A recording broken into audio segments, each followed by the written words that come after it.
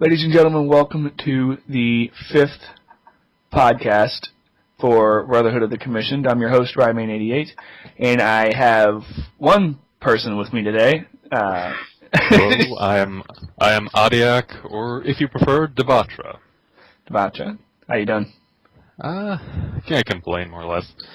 We've also got Ig with us, but he had to leave for a bit. He should be back shortly. Right, yeah, something came up, so... Which is natural. Shit happens, right? Exactly what I was about to say. Alright, so we got a couple topics to talk about. I do want to give everyone listening and watching a few heads up here. We are going to have some spoilers in this podcast. They will be annotated, and I will let you click on that annotation to skip through. We've pushed most of them to the end, but just in case one or two things might come up, and I'll be sure to note those as well. Yes, so if you haven't finished watching Legend of Korra, this is your official warning for that at the very least. Right, at the very least. Probably a few other things too. Let's just hope Bagels gets back in time to talk about that. Yeah. Alright, so go over real briefly some of the topics we're going to be talking about. Witcher 3. Mostly the season pass, but we'll bring up the delay as well. GTA 5, new info by Rockstar for their PC version, screenshots, the PC specs, and the new revised release date. And Sony closing down all of its Canadian stores. And I mean all of them. And let me pull my list again, sorry. We'll also be talking about Nintendo's new 3DS, and that's literally what it's called, the new Nintendo 3DS. And in a last-minute change up here, we've also got Microsoft revealing their new HVU visor, which is, according to Microsoft, their response to the Sony Morpheus headset. And then near the last leg of the video, we'll be talking about everyone's Game of the Year for 2014. With one exception, because... I'll tell the story again for those of you who haven't heard of it, but I'll get to that later. Short version is, I haven't been very active in gaming for the past year or so, so it's actually going to be my Let's Play of the year. Hopefully we can get a thing going. Maybe do that every time. Maybe. Just maybe. And then we'll also bring up our favorite movies that we saw in 2014. Not necessarily what was released in that year. Right. It's just because, well, I'll be honest, 2014 wasn't a stellar year for movies. And then, of course, at the very end, we'll be talking about the Legend of Korra. Well, Adiak and Eagles will be talking about Legend of Korra. I'll bow out and let them finish off the podcast on their own. Simply because I just haven't seen the anime. Would you call that anime? It's anime-esque. Okay, whatever. I'll call it anime just because. Have you watched it at all, or? Commercials. It's on my list. I got like 3 or 4 anime that I want to see. Well, first off, before we just quick note, I guess, congratulations on avoiding, at least you have been able to avoid spoilers more or less. Not really. I did see the big scene. I saw a screenshot of it, and everybody was blowing up. That. And I'm actually saying that I'm not going to outright say it because, but right. The thing that the creators later came out and said, yeah, that absolutely happened the way you think it did. And we'll go on more, but I'll just say this: everybody's blowing up about it, and I'm like, I don't see the big deal. It's animation. It's a cartoon. It's a story. It's a big deal because, okay, you know what? If this were, I know, guys, we said we were going to talk about this later in the end, but I'm sorry. It's a big deal.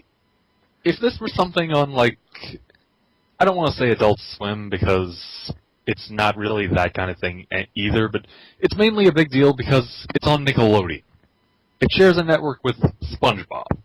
That's why it's a big deal. Okay, I guess when you put it that way, it is. But I mean, I guess it's just the way I grew up and what I see and hear every day. Korra and Last Airbender before it, they are not kids shows. They are. I mean, you're talking to the guy who watches harem comedies almost exclusively for my anime. That's the Avatar franchise is. They are the example I always go to when I try to tell someone the difference between a kids series and a family show. Okay. That. Whatever. We're gonna jump back to the top of the list here. Yeah, we're covering that a little early. Right. Yeah, we're starting to get a little bit weird into like the pony stage of everything here. So first off, Witcher 3. Obviously, it was delayed to the beginning of March. Oh God, I'm gonna have to edit this shit out. 2015. Nope, that's 10/15. God damn it, I can't type in a hurry. To May 19th. That's when it got delayed.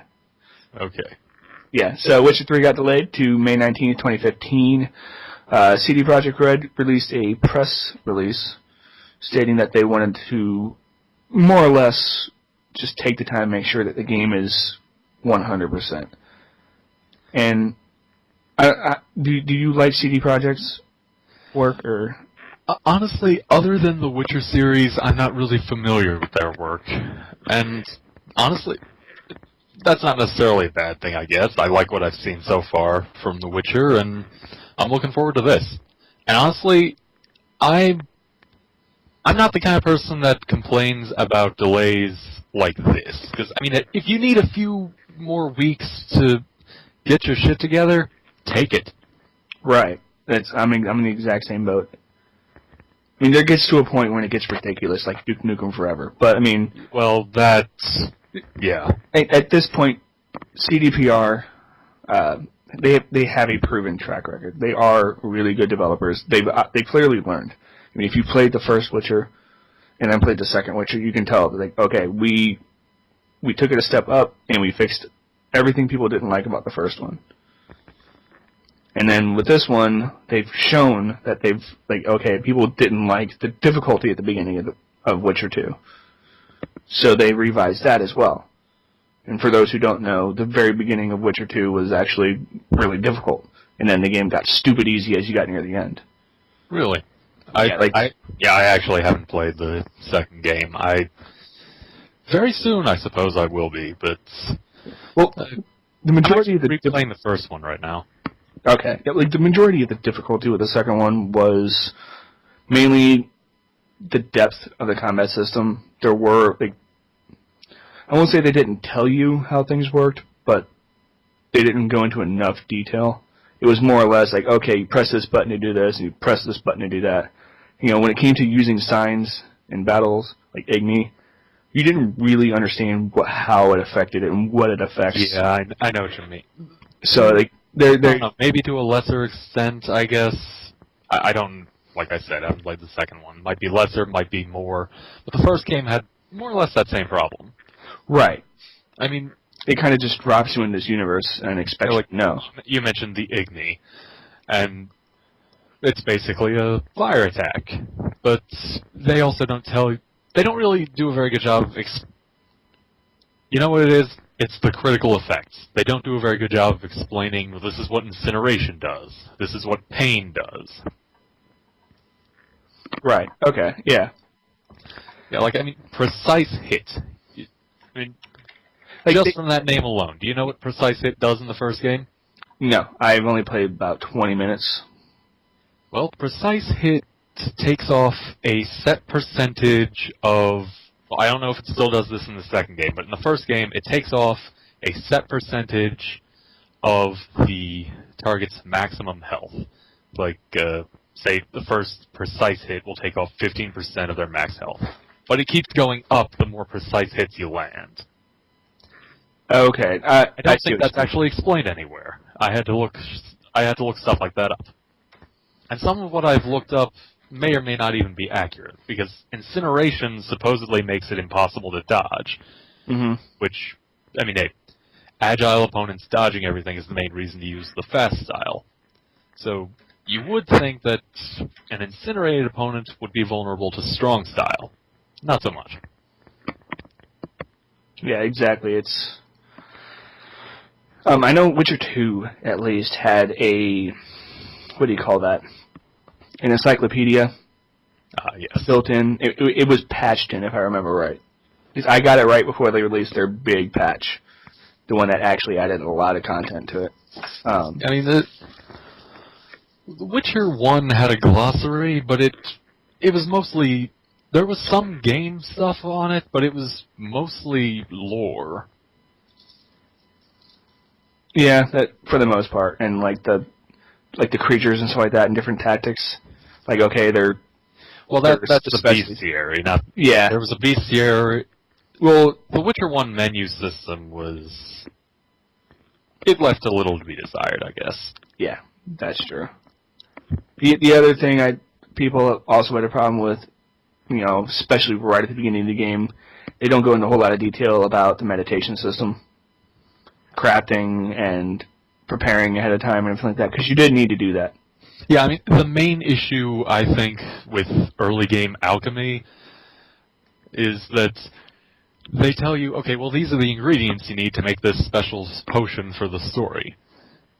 But they don't tell you about, like, they say you need this particular powder instead of saying you need Revis or Aether.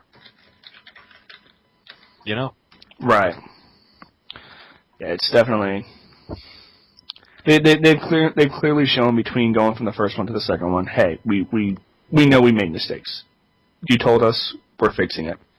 That's part of the reason why I'm extremely excited for Witcher 3. That, and I'm a huge open world, I'm an open world game junkie. If it's open world, I'm into it. Oh, yeah.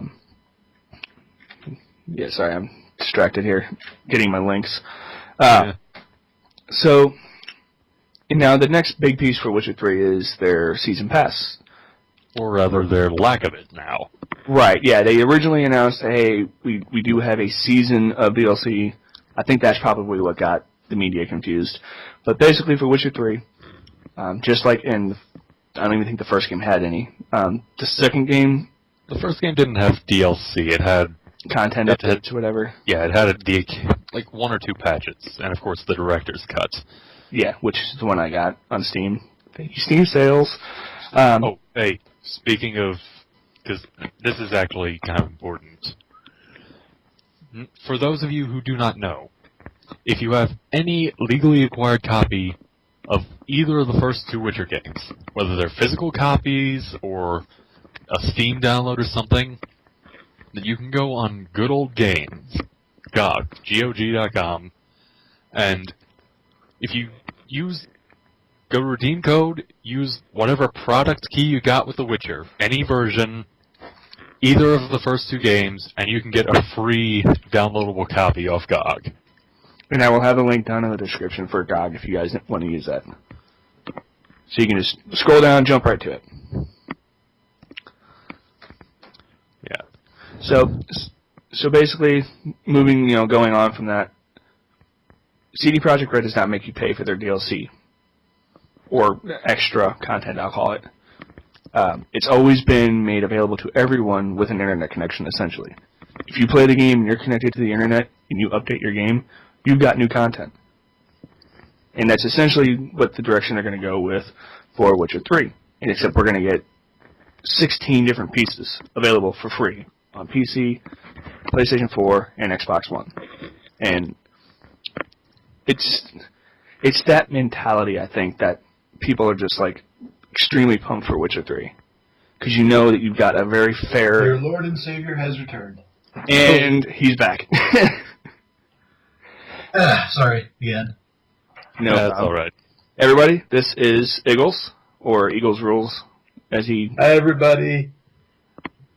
That's it? As in, the Philadelphia Eagles are the best team in football. Even though they never appear like it, they are. Oakland Raiders. At least they don't cheat. Yes, that is true. With the deflated football. We had that Super Bowl. Patriots fucking stole it. Hey, it's okay, they stole it Raider from the rule Rams, number too. 1, cheating is encouraged. Also, as long in as, the Skype as long chat, as you win, cheating is encouraged. No, just cheating is encouraged. Alright, so just to get him up to speed real quick, basically we're talking about Witcher 3 and its DLCs and how it has a lack of a season pass. Yes. Also, I mentioned the GOG thing, if you have any leak. Do you know about that? The good old games thing? By the way, I just put a direct link to that in the Skype chat for you. It'll take you right to the... Yeah, so you can put that in the description. It'll take you right to the page to redeem the code. And I'll just replace the... Actually, I'll put both links in there. Do you know about that thing with GOG and The Witcher? Not really. I've heard of GOG a little bit. That's it kind of takes old games and puts them on the internet for free, right? No, not for free. You're thinking of the DDoS or the DOS programs, I think. So Good games is basically developers who want to release their game without DRM. So sort of like Kickstarter, kind of in a way. Not really. No, it's like basically with Steam itself is a DRM.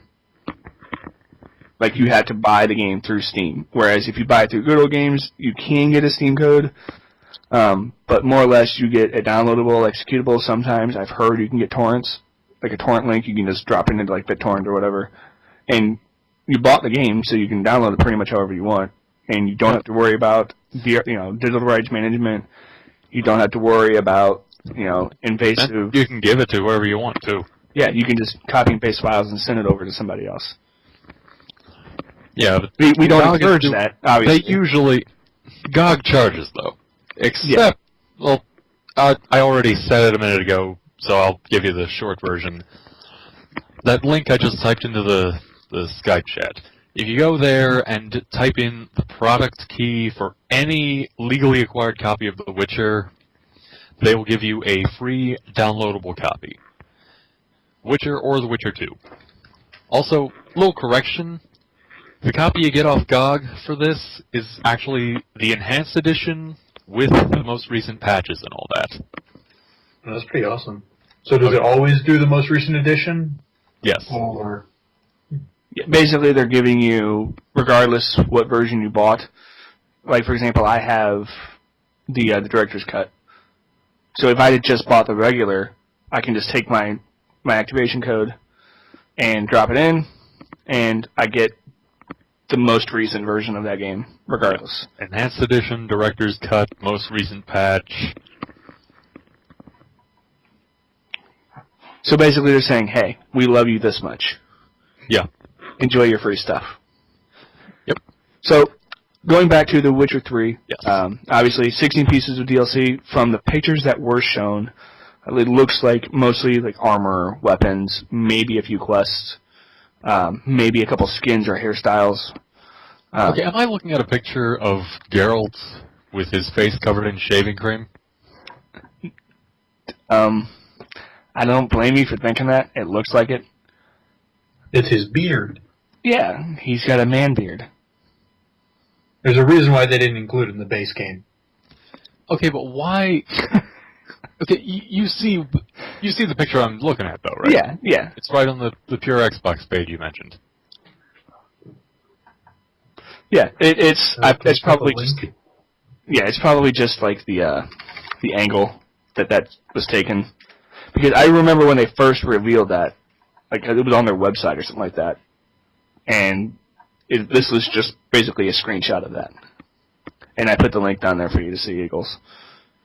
But it's kind of, from what I can understand what these free DLCs are, kind of like what Mass Effect 2 had. Party costumes, weapons, armor, maybe a few minor quests, maybe a major quest, who knows. All we know is every single thing is going to be free. You buy the game for $60. You buy Witcher 3 for $60. Oh God! Anything new is completely free. Everything is going to be free, and the majority of it is probably going to be just added to the game through an update. Meaning you don't have to sift through like the Xbox Marketplace or the PlayStation Store or Steam or whatever. It really reflects on the developer, too. Yes. And the publisher, to an extent. Like, you have Well, CD Witcher, who's giving away all this shit, and then you have Destiny, which had, 2 DLC packs at launch and the season's pass ready to go? Right, yeah, and it's... In Destiny, I mean, obviously that's a whole different beast. It was clearly... They clearly made all this content and then cut it before launch. Said, okay, we're going to sell this again later. Put this picture up so they know what I'm talking about with Yeah, Geralt and the shaving cream. I'll put it up. I just Because it doesn't I just match put it at into the all. chat. Like, looking at it, it just looks wrong. I swear, he looks like, especially right on the edges on his neck. That looks like shaving cream. Yeah, I'm guessing it's just the angle of it. Because if you look at like the gameplay reveal, and it doesn't look anything like that. Well, Like, if you look at where it connects just to the rest of his hair, too, but right over to his ear to the left of it. I mean, look at the difference in the color. His hair is gray. That stuff on his face is definitely white. Are we really going to spend like the next 20 minutes debating this?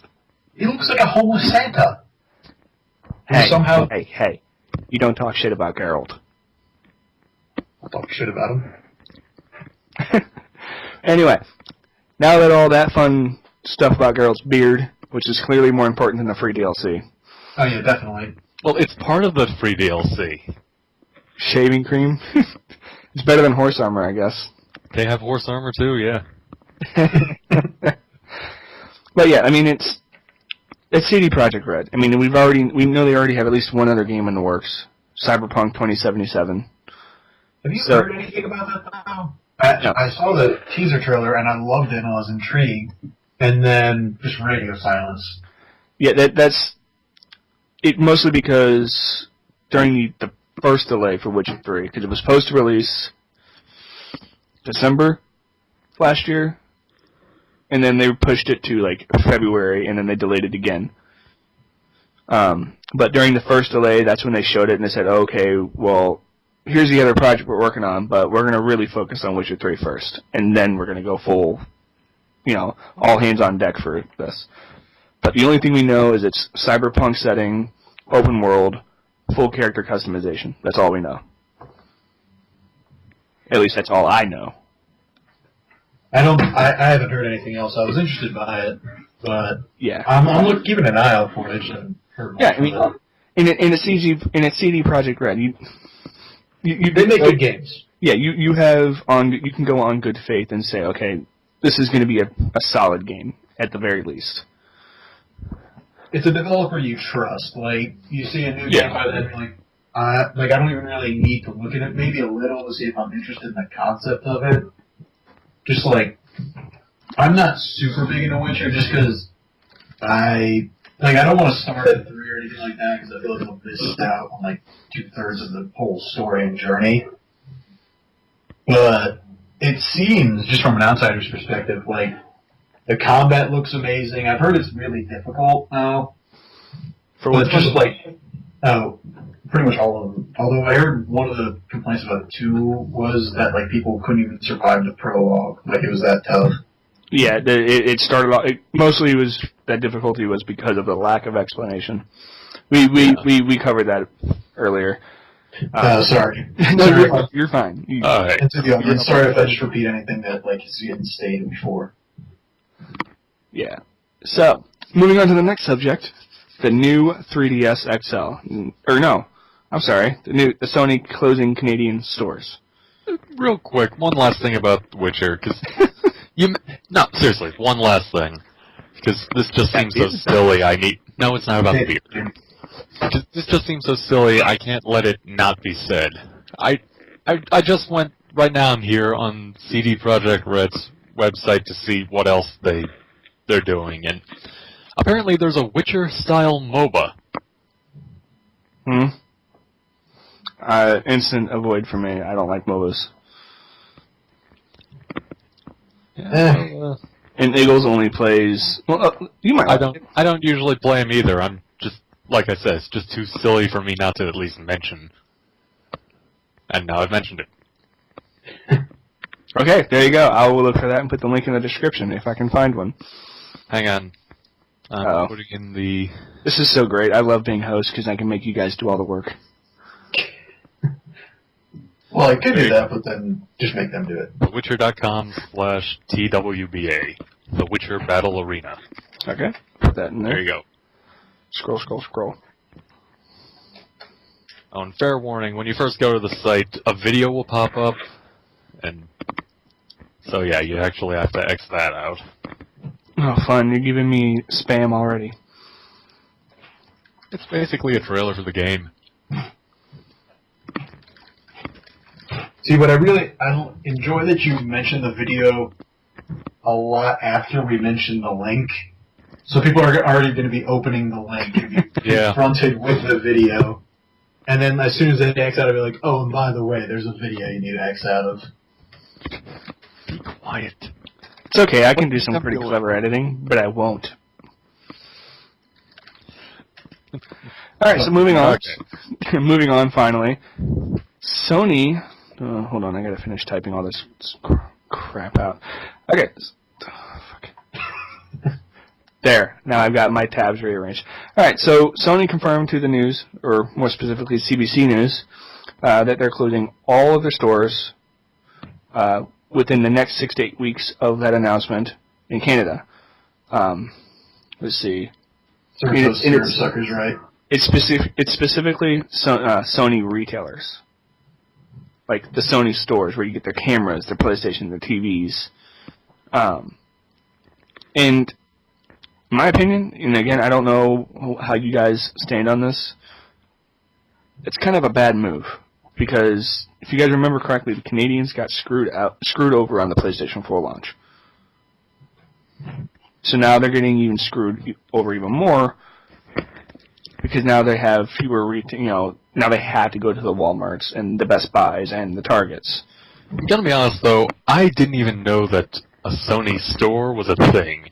I thought that the Best Buys and the Walmarts were the option. We have one down in St. Louis. But it's honestly, it's mostly a camera store. Maybe a few TVs in the back wall. Like, honestly, I'll say this on the internet, I don't care. I live in the St. Louis area, and we have about 3 Microsoft stores and only 1 Sony store. And I've only walked past the Sony store. Yeah. So, but it's a symbolic move more, I guess, then. Right, yeah, and well, hey, being able to get that stuff straight from Sony instead of through the middlemen sounds like a good idea on principle. On paper, I mean.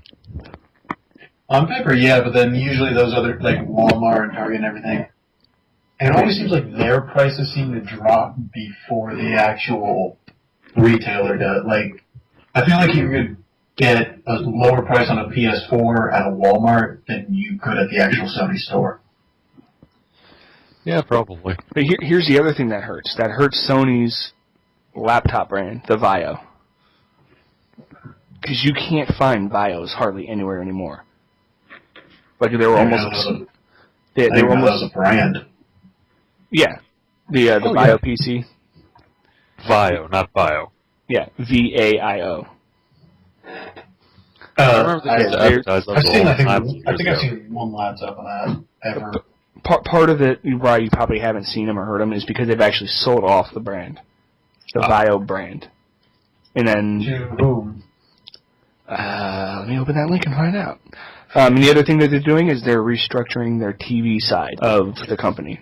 Because I remember when they first came out with the Vio, their advertisements basically revolved around, hey, I didn't know Sony made computers. Yeah, they had the Sony, and then they had the Sony Vio, and then it was just Vio. I think that was probably when they sold it off. But the big thing why they're reforming the whole TV aspect, along with closing down all the Canadian stores, that's a lot of jobs.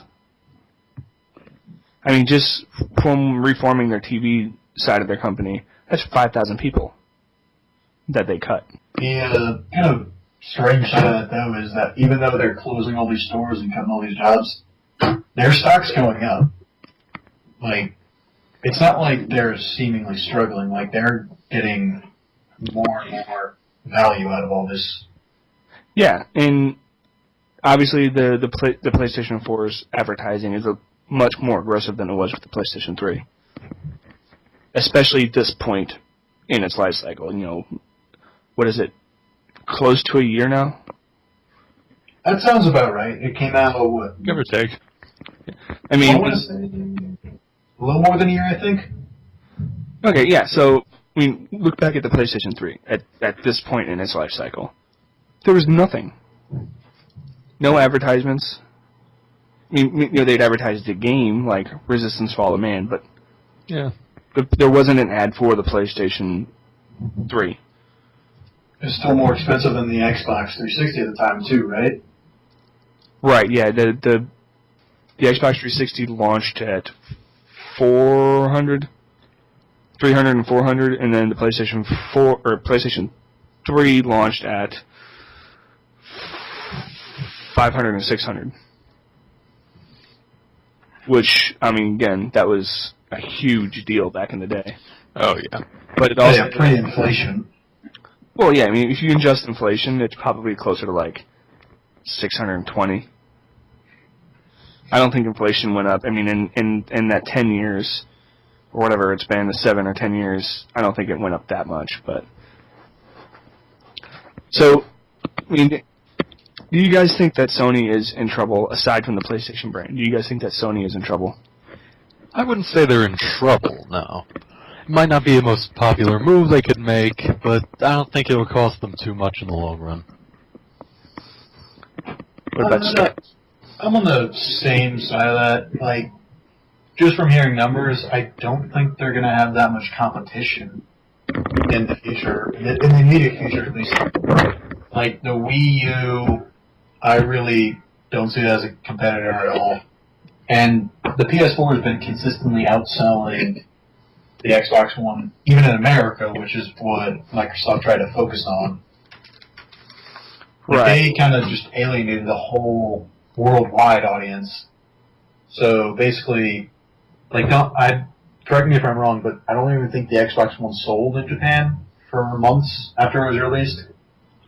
It sold, but there weren't anything to talk about. It was like, hey, we're available now, okay, moving on. Kind of a thing, I guess. It's always been that way. Even the Xbox 360 struggled for the longest time. The only reason they even moved units in the first place was because they got those offers, those deals. For example, what was it? Was the Dynasty Warriors game, or not Dynasty Warriors, but the Warriors series that was set in the 100 Years' War by Koei. Oh, It's like... Bladestorm? Yeah, Bladestorm. Bladestorm, then you had 99 Nights and its sequel. I mean, you had those games available at launch, and the PlayStation 3, I mean, even when it launched a year later, didn't have those. So the Xbox was able to grab traction then, whereas the PlayStation 4, obviously, they got the jump. Yeah, and PS3 released later, more expensive, and with less games. It's really not a recipe for success for them. Yeah, so... I think Adiac's back now. Yeah, you just said so. Yep. Oh, yeah, I don't have audio on Skype. Okay, did I skip a subject? Well, unless you went back to it when I was away, GTA. Yeah, okay, so, obviously the big thing everybody was wanting to talk about, GTA 5 on PC. Everybody was whining and complaining, you know, hey, where is it? When are we getting info? Of course, they were doing that with Heist, too. Which I don't even know. Heists. Yeah, they finally confirmed it. Yeah, they confirmed it with no date. They just said, oh yeah, they're on their way, and then dropped a minute-long teaser trailer, and then nothing. Yeah. Half-Life 3 confirmed. Well, well, we do know that Heists are coming before the PC version. They've specifically said this, and I think if you go on their what's that thing called that they have? Their blog. Boxer Social Club or whatever? Yeah, if you look at their blog, Yeah. their news posting there, it's bolded. Heists are coming on PS4 and Xbox One before the PC version releases. So we know they're coming very, very soon. I don't know how much you guys know about PC specs, but if you've actually took a look at the minimum specs for GTA 5, I haven't seen it. What are we looking at? Here, I'll pull them up for you. They're actually very, very light. Really? Like your average. Well, I mean, there's a minimum. Well, obviously, there's a minimum. Yeah, I mean it's even then. I mean, when you look at what GTA 4's PC specs were for the minimum when it released, they were like, you needed a decent system to run it. Now, obviously, for GTA 5, you're going to need that still, but nowhere near the level. Comparatively at the time. Do what? Like, comparatively, like, Yeah. you won't need as good a computer as you would have had to have whenever GTA 4 was released than you do now when GTA 5 is going to be released. Yeah, sure. And plus, especially when you look at when you go to a store and you buy a new pre-built computer or laptop, you're getting a decent machine already. Almost all of them have quad cores now. Almost all of them had dedicated graphics cards. They all come with 6 to 8 gigs of RAM. You're getting a decent machine now. It's not like, what was it, 4 years ago, 5 years ago? When you paid $400 for a laptop, you really got like what would be the equivalent of a $200 laptop now. Yeah. So, for those who are just listening and want to hear the specs. Yeah. These aren't too bad. Right. An NVIDIA 9800, 1 gig, or an AMD 4870, 4 gigs of RAM, a 2.4 quad-core processor.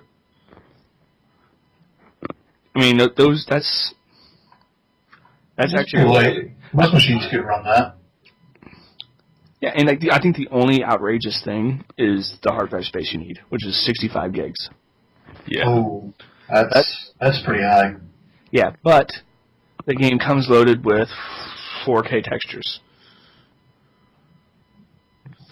So that's probably, even if you don't have your computer configured for those settings, you have all those textures on your system, and all the audio files, and all that other stuff. Yeah.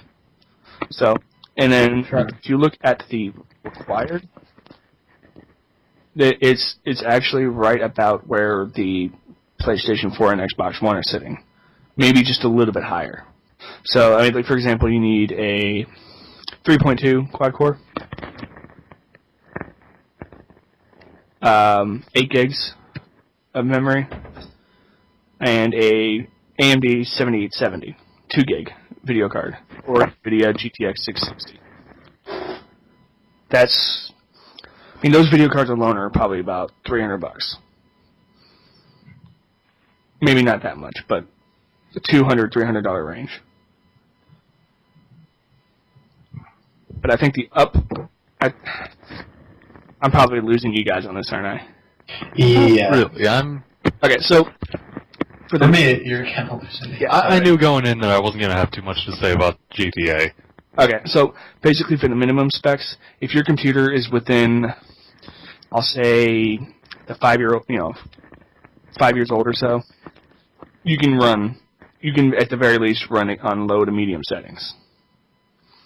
Now, if you want to run it at the recommended settings, which I'm assuming, knowing Rockstar, is the PlayStation 4, Xbox One equivalent graphics, you're going to need a computer that either you bought within the last year or you custom built. And if you custom built, you're going to surpass this. I think the big thing to take away from all this is the team that ported Max Payne 3 to the PC. And mind you, that was a very, very good port. They did a really good job on it.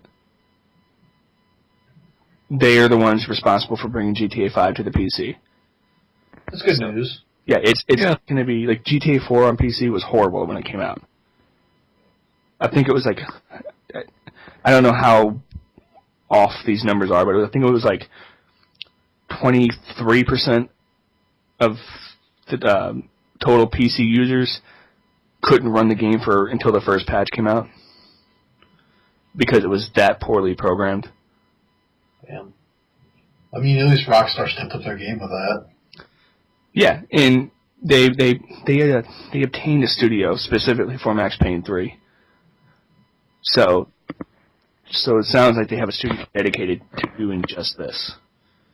Like that team brought us Max Payne 3. That team ported Max Payne 3. Now they're porting GTA 5. However, the downside to all this, because they're doing it that way and we are getting 4K textures, the game was delayed. Again, on PC. Naturally. It was pushed back. And I lost my link. Well, the thing is, like, I don't really mind if the games are pushed back because, yeah, you want them out, but I'd rather have a game maybe a month later, but complete with no obvious bugs or glitches, than a month earlier and you can barely play through it. Exactly. But when I'm looking at you, Assassin's Creed Unity. Yeah, I mean, we said the exact same thing about The Witcher delay. But when you think about it, originally, when they finally released the supposed release date, it was January 27th, 2015. Consoles got it, the next-gen consoles got it 1 year after it released. PC's waiting almost 2 years. So, as a primarily PC gamer, that's kind of annoying. Yeah. And I'm not getting a date. Yeah, just the lack of a date always kind of irritates me.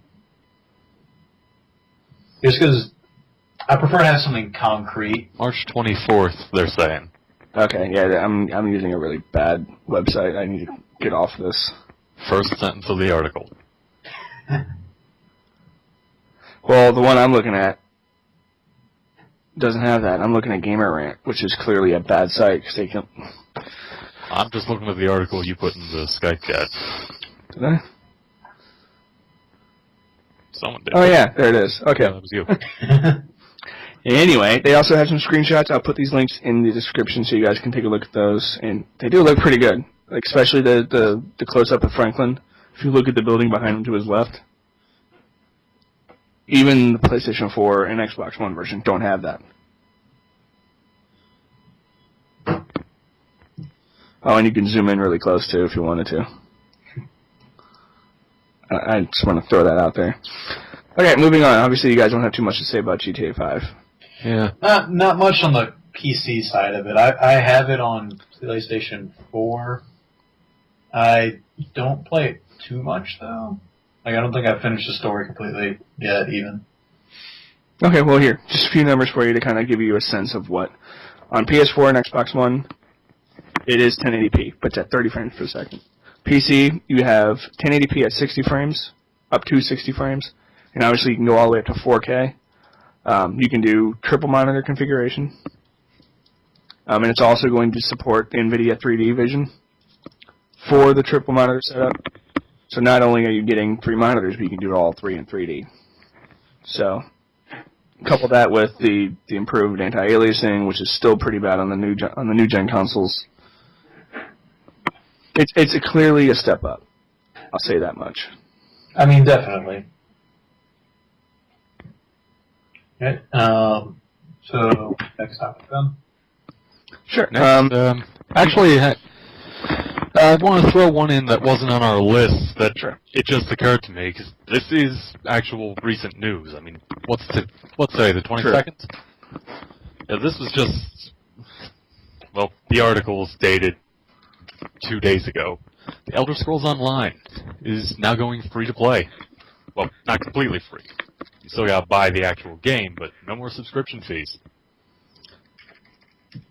See, that's good and bad to me. Like, it's good because if someone does want to get into it, they don't have to pay the $15 a month thing. But at the same time, it's a slap in the face to everyone that bought it at launch and then paid $15. Yeah, I hope they get something. I would prefer a refund, personally. I don't know. I'm not sure if they can get a refund, but maybe some kind of new free expansion or something.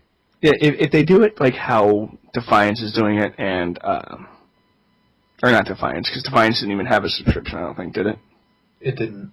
Okay, Defiance, so if they do it like Star Wars, The Old Republic, or what was the other big one? Never mind.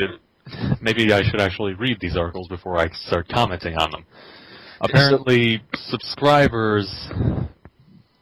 Apparently now there's an ESO Plus membership. Right, yeah, that's what I'm saying. The subscriptions are still there. They're just no longer required to play. Yeah. And obviously, if you're subscribed, you get all the extra features. If it's anything like DC Universe Online, basically you get more inventory slots, so you can hold more before you have to turn around and sell it, what you don't want. Sometimes you get an experience boost. See. It's basically offer access to all future DLC, which Bethesda said will consist of game packs with optional adventure content, like zones and quests. Access to these optional areas will be lost if and when your membership expires, but any items or rewards earned from those areas will be kept. ESO Plus memberships will also provide character progression bonuses and allotment of crowns, the new in-game currency that will be used to purchase convenience and customization items. Yeah.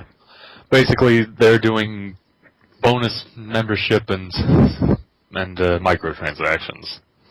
Right. Yay.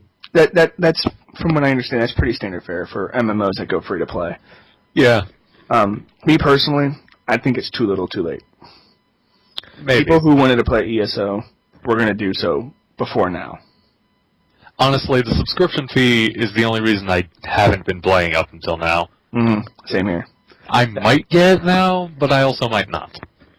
Well, I just heard that from like the perspective of a Skyrim game, it's just not a good game.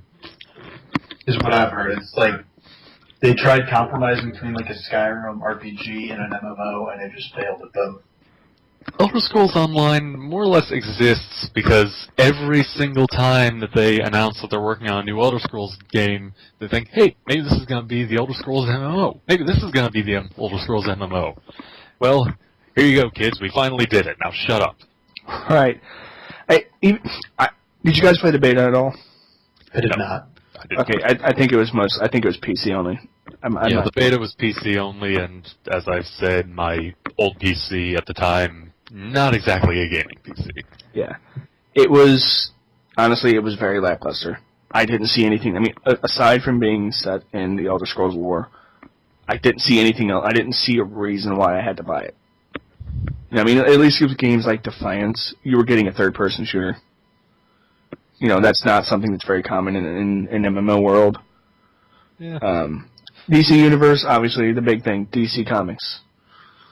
You know, that it still felt different to other MMOs that you play. Yeah, if you're playing a superhero in a while. Yeah, I mean, who doesn't love, either fighting Batman or working with Batman?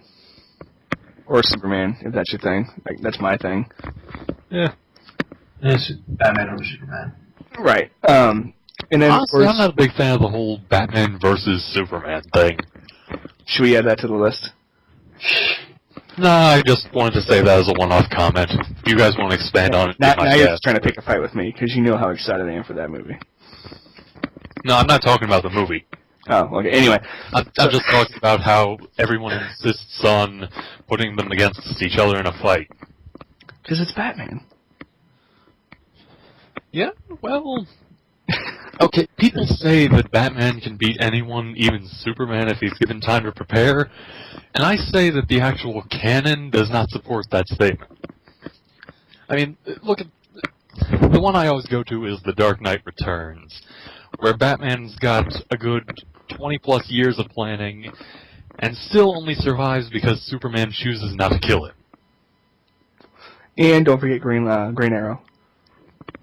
Yeah, there was that too. They were, I mean, you have to kind of take into the concept, or take into consideration all of the, they were fighting at night, under cloud cover. Superman, was also having to be aware of the military around him, because there were soldiers in the area, and he didn't really want to. He didn't want to kill Batman. Yeah. And without spoiling it, I mean, obviously, things turn I think out... we already did. Well... Spoiler warning. Well, there's like an... Edit that in a minute. You can almost call it a post-credit scene, even though it happens before the credits. Oh, yeah, that thing at the end. Yeah, it's one of those things like that's Batman. That's what he does. Yeah. But anyway, going on, I don't even know what we were talking about. We were talking about the Elder Scrolls Online, then we started talking about MMOs in general.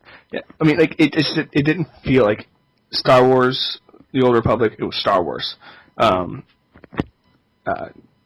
Universe Online. It didn't have. It was, Elder Scrolls lore, but it wasn't the Elder Scrolls that we're used to. It did something just didn't feel right to me. I played 1 hour of the beta and I uninstalled it. Frankly, I'm glad they did Elder Scrolls Online just because it gave us... about it. Well, yeah, that too. But also, sometimes there's one tiny little detail that everyone else would think is insignificant, that other people, it can just justify the entire thing. Yeah. And I say that some of those songs that they threw in the game, that some of those I think just justified it to me. The soundtrack? Yeah. But you can just download those. You don't need to play the game for it. Yeah, I know, but... Again, we don't condone that. But unless I sell it, then go for it. Pirate it! Yeah, but still, if they hadn't been making the game, the particular song that I like out of it, 3 Hearts is One, that song may not have actually existed if they hadn't at least made a game set in that time period. Right. That So, it's like so far, like from what I understand of the lore, each game in the core series is sequential. In the core series, yes. Like it goes forward. Elder Scrolls Online went back. I think it was like 3,000 years before the events of Oblivion. Or 1,000 years or something like that. Actually, hang on, because It was well over... Massive nerd that I am, I just happen to have... let's see. You have a timeline handy, don't you?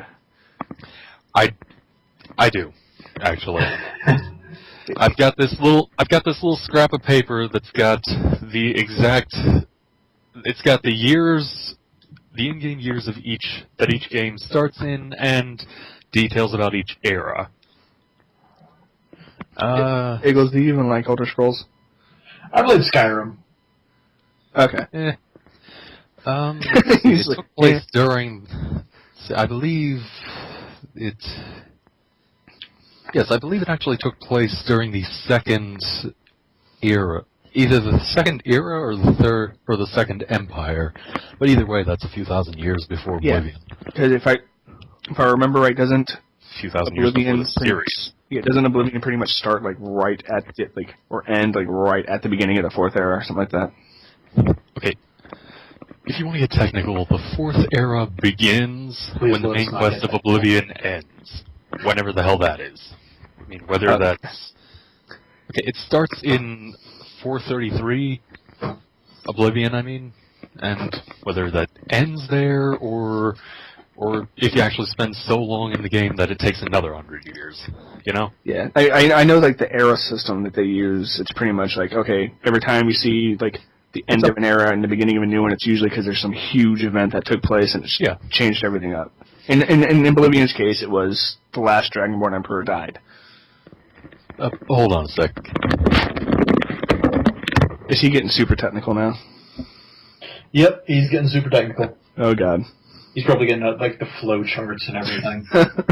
He's just like moving his monitor just to like this huge like spider chart. Okay, sorry about that. But, yeah. The first... It was actually kind of weird, though, because the first 4 games take place over a friggin' 40-year period. Yeah, I know some of them. Not even, actually. More like, yeah, about 35, give or take. And then next, it's like, well, 200 years later. It didn't, like, Arena and Morrowind overlap or something like that? I don't know. Well, then you gotta count, like, the DLC, too. Well, yeah, not counting DLC. Actually, no. Arena and Morrowind, there was a good almost 30 years between them. Okay. Well, anyway, we just we did it. Yeah. Now that little bit of nerdity is out of the way. Yeah, we love Elder Scrolls basically, and Elder Scrolls Online is not something that was. We did not endorse it. Yeah. Like, I'm not going to say it's a bad. I half-heartedly endorse it, but if you don't want to play it, you're probably not missing anything huge. Yeah. It gets the BOTC stamp of disapproval. It gets the BOTC stamp of meh. I thought, is that just basically a picture of Harry stamped onto the game? I'm going to see if I can get a cartoon made for that. Just some big, Meh. Slice it aside, and here's the next game that comes up. Or the next topic that comes up, which is the new Nintendo 3DS. Obviously, as of right now, there's still some concern if the U.S. is going to get it, or when they're going to get it, or something like that. I know this is something you guys wanted to talk about, so I'm going to let you two take this one away. Anytime now. I didn't say a word about this before we started, so I don't know what you're on about. I posted a link in the chat. Yeah, and we... Oh, yeah. What was that link? I actually went to the page, and now I apparently lost it. I'll be with you in a moment. Okay, so... Sorry for the extra editing job. It's releasing for $199, basically $200, which I think is cheaper than what the 3DS launched. The original 3DS launch, which was like $250 or $300. It's got new face tracking 3D. So basically, you don't have to hold it just right. You got a new Bringing back the C-stick. Yes, thank you for that. No ugly peripheral you got to glue to the side of the system. The only thing I wish they would do away with. Obviously, they got better hardware. It's faster. It's got a better graphics card. Hang on, guys. Apparently something's happening with my internet that I'm going to have to step away for at least a few minutes, but I will be back with you guys as soon as I can. I hate you. Apologies to all the viewers. We had a bit of a technical breakdown. So moving on to the next subject, we're going to talk a little bit about Microsoft's new HoloLens, or HVU.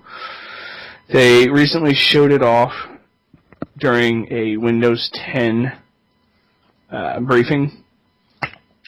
I'll put those links in the description here. I'm going to open them up on my screen. I don't know why it closed.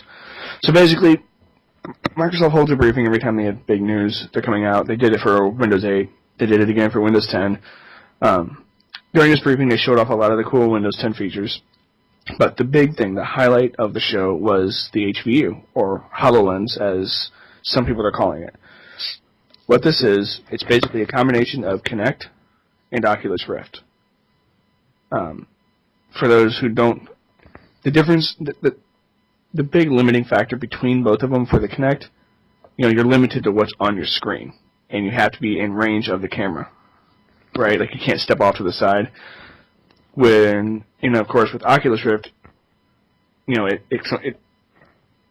basically take these little tiny screens and put them right up on your eyes. So you can't see anything in front of you or around you. So you can't walk around. But with the HoloLens, and again, the GameSpot link I put in the description will have it has a trailer. You can essentially put this thing on, you can see completely around you, so you can pick up your soda or your beer or your water and drink it, and you can eat while you're doing this. Or you can operate a computer while you're doing this. And it takes your Windows 10 operating system and displays it on the area around you, on your walls, on your desk. If you have space, it can render a full 3D model next to you that you can interact with. What are you doing? I don't know, is it wrong that my first thought jumped to you can watch porn anywhere now? It does come with a built-in browser. Well, couldn't you already do that in the days of the iPhone and the iPad? I still do. Yeah, just think about it now. You can just watch on like a giant wall. Just while walking to work. Well, here's a kicker. It's got hand gestures.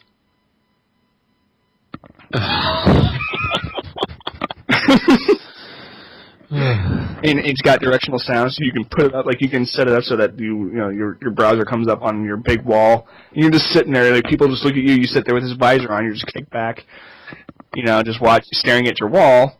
You turn around to look at them, and all you hear like the video go from like the front over to like maybe past your right ear to the back of your head as you spin around. And obviously, of course, you can do hand gestures to manipulate 3D objects. Kind of like what Kinect does, where you can like swipe your hand to left or right and like kind of move something off to the side. So you could actually manipulate it now in three dimensions. Yeah, and it's very much like what you guys mentioned before we started the podcast with the Minority Report when he had the gloves, and he's just kind of like moving things off to the side, or expanding them, or shuffling and speeding up, slowing down. You can do all that with this thing, and I don't know about you guys, but what's got me most excited is they showed this thing working in real time in the middle of the briefing. So it's not like it's some future, like, in 10 years we're going to have we have a prototype now. Right, like when you look at Sony's Morpheus, when the initial showing, they didn't even show it working. They just had a video of what it will look like when it's finished. And all they basically did was they did a fixed position. It was I don't remember what it was called, a CCP's game. Dust, was it? Or Valkyrie, that's what it is. It's set in that universe with Dust and the other game. I can't even think of what it's called. Eve Online? Yeah, Eve Online. But it's a fixed position, so all you can really do is just turn your head. The rest is done with the controller. Mm-hmm. But with this thing, and when they get it working with the Xbox One, imagine playing a game like Skyrim, like that. You walk around your house, and you're playing this thing. I feel like I'm going to walk into a lot of stuff. But that's the thing. You can see right in front of you. It's like wearing a pair of sunglasses. Huh. So you're not obstructing your vision in any way. I don't feel like it'd be a good business for TV. Just because now you don't even need one to actually, if you were to play a game, you could just have it on any old wall. Right, or even set it to, follow, it stays on the center of it and you can move, but you can still see past it. Kind of like what Nintendo did with the Wii U, how you can switch from the TV to the controller screen. Except it's a visor that you wear on your head. Okay, now the Polygon article is going to be in the description too, right? Yes. Okay, well, I'm on the Polygon article right now. I'm looking at this part where Skype, and it's basically showing helping, the little circling and arrows pointing, yeah. And then it translates to 3 dimensions in your world. Yeah, that is trippy. A little bit, yeah. Yeah, you see how you can kind of, you can see what she's seeing, but obviously the camera's off to the side. Mm-hmm. During the briefing, the camera that they had on stage showing this lady had the same settings attached to the lens. So you could see what she was seeing. But it was still hooked to her headset. So you were seeing exactly like this. And it was done a flat display and not 3D. No, it was 3D. You could see her spinning this thing around and leaning in and pinching parts of it to expand them and all this other stuff. So what you're seeing on that picture is exactly what it's going to look like. And she can how she has it there now, she can get up, walk into another room, and say, there'll be a button for, say, email. And she can just stop, look at it, and then do a hand gesture to open up her email there. And she did, I can't remember what, it looked like a grabbing motion, like she was reaching out and grabbing it. And basically, from what I remember, that's like a hooking animation. You hook it to the visor so that it looks like it moves from the wall to in front of you, like about 5 feet, so that no matter where you look, it's right there in front of you. So it's just like a little pop-up that no matter where you look, like even if you're staring at the wall, as long as you like hook it, you can just walk around and it'll still be there. Right, yeah, and it's not like, okay, if I want to do this, I have to go back to that wall, kind of thing. Like, she's in the bathroom, maybe she goes, okay, I'm done, I'm going to go through the kitchen into the living room. She might walk past, like, the kitchen island, and it pops up again there, too. Pretty useful. It'd be pretty annoying if, like, okay, what fucking wall did I leave Skyrim on? Like, that'd be, like, true first world problems. Like, there are children starving in the world, but I gotta find which wall I had this hologram on. Right. But I think the big kicker is that this thing is not a peripheral. This is its own standalone device. Yeah, that's... It has its own processor. It has its own graphics card. Its own hard drive. The operating system is installed onto the device. So you don't have to hook this thing to a computer. I have one question, though. Is it compatible with other devices? Like, say, like, the one photo of the girl with, like, the directions and everything. If I had my own, like, HVO, and I was just off to the side, like, where the camera was, if we, like, hooked up, could I see the same directions she could see? Or have they not gone into that at all? They haven't gone into that. I think they did that specifically for the demonstration. Kind of give you a sense, like, okay, because obviously they could have put like a small camera, like a GoPro or something, but they still have to hook it up to the camera. And if they showed it exactly as she saw it, there would be like a discrepancy. So like they showed a video while this guy was talking, and like, while they were showing her, and it was clearly a simulated thing. Like you can see in the Polygon article underneath the on-site section where he looks like he's standing on Mars. Oh yeah. Yeah, and that was like simulated. Mm-hmm. But like that's the other stuff that they're talking about. It's for power users, for designers. Because you'll have to look at the video. I don't know if it's in the Polygon article or not. I think it's in GameSpot. Okay, yeah. There's one on GameSpot. Again, in the Polygon article, HoloBuilder. He's playing Minecraft. It's tiny, though.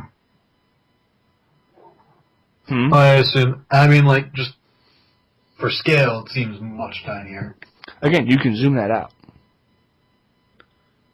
And you can zoom it in. You can move it around. It's not locked to that. It just, the way it works is it picks, like, okay, I need a flat, vertical surface, or I need a flat horizontal surface. The sensors on the device look for different surfaces to use. Like, okay, this is a dark video, so I need a bright surface. I need to, like, oh, hey, there's a white wall. I'll project it on that. So it's got, huh? So that's pretty awesome. Yeah, I mean, it's the fact that it's coming out it's supposedly coming out within Windows 10's time frame. Like, judging from what I'm telling you and what you can see that I've shown you already. But, I mean, what do you guys expect in terms of when it's going to come out and how much it's going to cost when it comes out? I was just going to say, how much... Is there any word at all about a price tag for this kind of thing? I would tentatively guess 600, at least. At least. At the very least, yeah. I got another link here. I'll drop in here for you guys. I'm actually guessing around 1,000. I can definitely see that. Yeah. Again, it is its own device. It's not meant to really be... You can use it as a peripheral, from what I can understand, because they did have it hooked up. That might have been just for like a battery or something like that. But it's meant to be its own separate computer that you wear. Kind of like a smartphone, in a sense. Or those new smartwatches that are going around. Yeah, I can... Yeah, they seem more like that than... So, but the other big kicker is they, while it is its own device, they can use that element and also allow it to pair or connect to different things, such as the Xbox One. And my thing is, if they get this working with the Xbox One 100%, they've destroyed Morpheus already. Honestly, I think it might be safe to say that so long as there's no catastrophic problems, they may have already done so. Yeah, I think if they just get this thing to market, like, as they're advertising right now, like, even without functionality with, like, the Xbox One. Even if it can't do every little thing that they're saying it can do, so long as it can do most of it, I think they just own the VR market for a while. Right. Yes. Well, because you don't even have to use this for gaming, like the Skype calls and everything like that. Yeah. And then for engineers, I imagine this would be amazing. Oh, yeah. Right. Yeah, I think that's really where it's going to see the biggest, like, I mean, imagine 3D printing with, like, you able to manipulate just, like, all the objects through this. Not even 3D printing, just you got your schematics on paper, but then you've got them in this thing where you can just do whatever to them. Right, like it gives you a more, I guess you could say, refined control. Whereas with the computer, you've got you're limited to a mouse or a keyboard or a drawing pad. Yeah. Okay. Guess Like incoming internet hiccup again. Okay. I guess, and going on what you said with the, let's see if we can try to work through it here. You still there? Yeah, for now. So going on what you said for engineers, the second link, or the new link I posted in the chat, the second image, which is really a video, that's what I was talking about, how he's looking at the computer screen. He can just look over to his left, and there it is. And he can get up, like, literally just tilt his head and move his head around. He doesn't have to rely on his computer itself to move the image. He can just get up and move for himself. And he can, again, tap on it, give it an exploded view, or just grab two parts and then move them. I imagine it would take a lot of getting used to just be able to have all the functionality you would with, like, the mouse, keyboard, everything like that, just to navigate. But once you do, it'd be amazing. Right, yeah, or like maybe like a... oh, there he goes. I think he just dropped. Did you drop? Uh-oh. I see the little... It's Skype. It's not us. You there, Adiak? How do you say it? I just thought it was Adik, or Adik. Yeah, it looks like Skype. Okay, well, while Adiak tries to get back, I guess we'll just continue to go. The only downside I can see is it probably takes an extensive amount of time as far as like calibrating. Also battery life. I never thought of it before, but just how long will you be able to actually use it before you need to charge it again? Yeah, because especially that prototype image or whatever, I don't see anything that would indicate a battery pack anywhere. Like maybe the side. Maybe. Or I'm looking at something now. Maybe kind of odd, but maybe they store it like around the headband in the back. Maybe. I mean, again, this thing is still a prototype, so they can obviously change the design. Like with the Project Morpheus for Sony, the thing was the initial reveal when they had it sitting on the pedestal was huge. And then they showed it off again where people were actually able to use it, and it was like almost half the size. Yeah. I mean, just they realize that they might have to make some changes to it. Yeah. I mean, again, like it's when you look at the limitations of current stuff like the Morpheus, the Oculus Rift, Kinect. You have to be sitting in one spot. You can only move so far. With Morpheus, you have to be within range of the camera so that it can pick up the headset itself. That's how it works on the movement. With Oculus Rift, you can get up and move all you want. The game only can detect certain movement, but you can't see anything in front of you because it covers your eyes. The HoloLens looks like it's trying to answer all of those complaints. I think that's what gets me the most excited about this. It'd be something if they could pull it off, yeah. Definitely, for sure. Okay, so it seems like everything is working okay again on Skype. No, I promise it's strictly on my end. You sure? Because I was getting a pop-up too. I'm absolutely positive. Okay, well, we'll try to wrap up this. Well, we only have, possible game of the year and horror. Yeah. Actually, and we got our I'm going favorite to take movies. a second to check because it's possible that this might not happen again. Just give me a second to check on things. I'll be back in a moment. Sure. This is going to be a bitch to edit. I can tell you that right now. All problem aside, everyone's game of the year or let's play of the year. We'll go ahead and start with you, Eagles. Okay, game of the year. I'd say it's really close between The Wolf Among Us, even though it kind of came out piecemeal over the year. Yeah. It's close between The Wolf Among Us by Telltale and Dragon Age Inquisition, but I'm going to give it to Inquisition just for the pure amount of time I've just thrown into it. If I had to pick between those two, I'd give it to The Wolf Among Us. Well, the thing was, though, that, I do appreciate the episodic format. I can't stand how long the gaps are. If it was, 3 or 4 weeks consistently a gap, but really it's, 2 or 3 months, and then there's really no concrete date, and then they just make an announcement.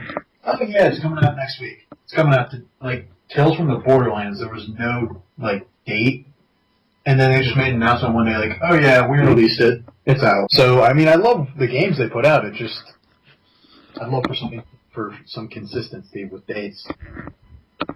Or some kind of announcement, oh hey, by the way, it's coming out next week.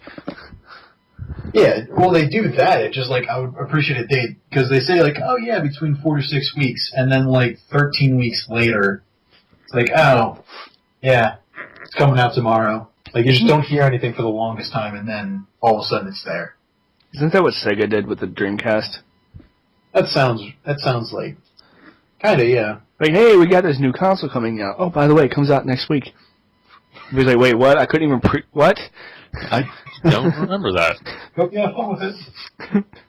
He's yeah, you get all these great games. They're already done. We finished those things I don't know, maybe a year ago. So the new console's coming out next week. And I was wait, what? Can you imagine if Microsoft or Sony tried doing that with the next generation? Just oh, by the way, the PS5 releases next week, and we have just one massive dump of the PS5's coming out, and then 10 new titles are accompanying it. I don't think they could do that though. Well, the big companies are surprisingly good at keeping big secrets when they really need to. So I think if they really wanted to do it, they might be able to pull it off. I don't think Sony could, just because I wouldn't be surprised if North Korea leaked it just for spite. Yeah, Sony, yeah, maybe. Well, look at the Vita. We knew this thing was coming 2 years in advance. And then we get it, and it's okay, where are the games?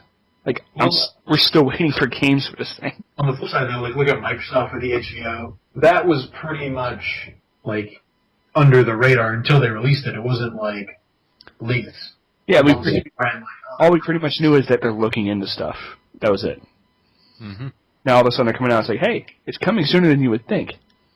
We even have, a working prototype. Right, whereas with Sony, it's hey, here's Morpheus, but we're not going to show you anything, just some conceptual footage. So, Adiak, what about you? What's your... Well, Game of the Year, I already explained why that's going to be relatively difficult for me. So, Game of the Year, I'm just going to assume that... I haven't played it yet, but I'm just going to assume that Dark Souls 2 is as good as I'm... at least mostly as good as I'm hoping that it's going to be, and call that my Game of the Year. But Let's Play of the Year... Okay, I'm gonna say two things for that. One thing that's gonna be cheating by calling an entire series, and another thing that's my favorite video within that... Well, my favorite game within that series. Now, if you guys have been paying attention to me at all for the last year and a half or so, you know that I've been singing the praises of this YouTube channel called The D-Pad. And I am right now putting a link to their channel in the chat. Throw that up there. Sure. And about a year and a half ago, The D-Pad started an endeavor they called the Legendary Let's Play, where they played literally every single Zelda game. They could not get their hands on the CDI games, but other than that, they finished every single one of them. All of them. They recently finished the Legendary Let's Play. What was the total time that they put in? Did they keep track, or? Total time? Oh my. I'm not sure if they kept track of that, but I know I didn't. That said, if you want a video count, then that'd be... Okay. Video count, 557. Now I'm guessing they're all around 30 minutes or so. Range... Okay, here's the thing. On weekdays, each weekday they did more or less around the ballpark of 20 minutes per video. But on weekends, anywhere from 45 minutes to an hour. And then there are a couple of really large episodes for, like, finales. So, yeah. You could call that the Legendary Let's Play has got to be 2014, and it began in 2013, so that too, more like the Let's Play of the last 2 years. But, yeah, those guys are awesome, and you should definitely check them out. But, within... They didn't just do the Legendary Let's Play, they did other things. Like, they did a few Nuzlocke challenges, which they're actually still doing. And, they did some Smash and stuff. They also did the Chazot Mythos, that was nice. But, as for... So yeah, as far as the series goes, the Legendary Let's Play... But if I had to pick one within that, I would probably say Twilight Princess.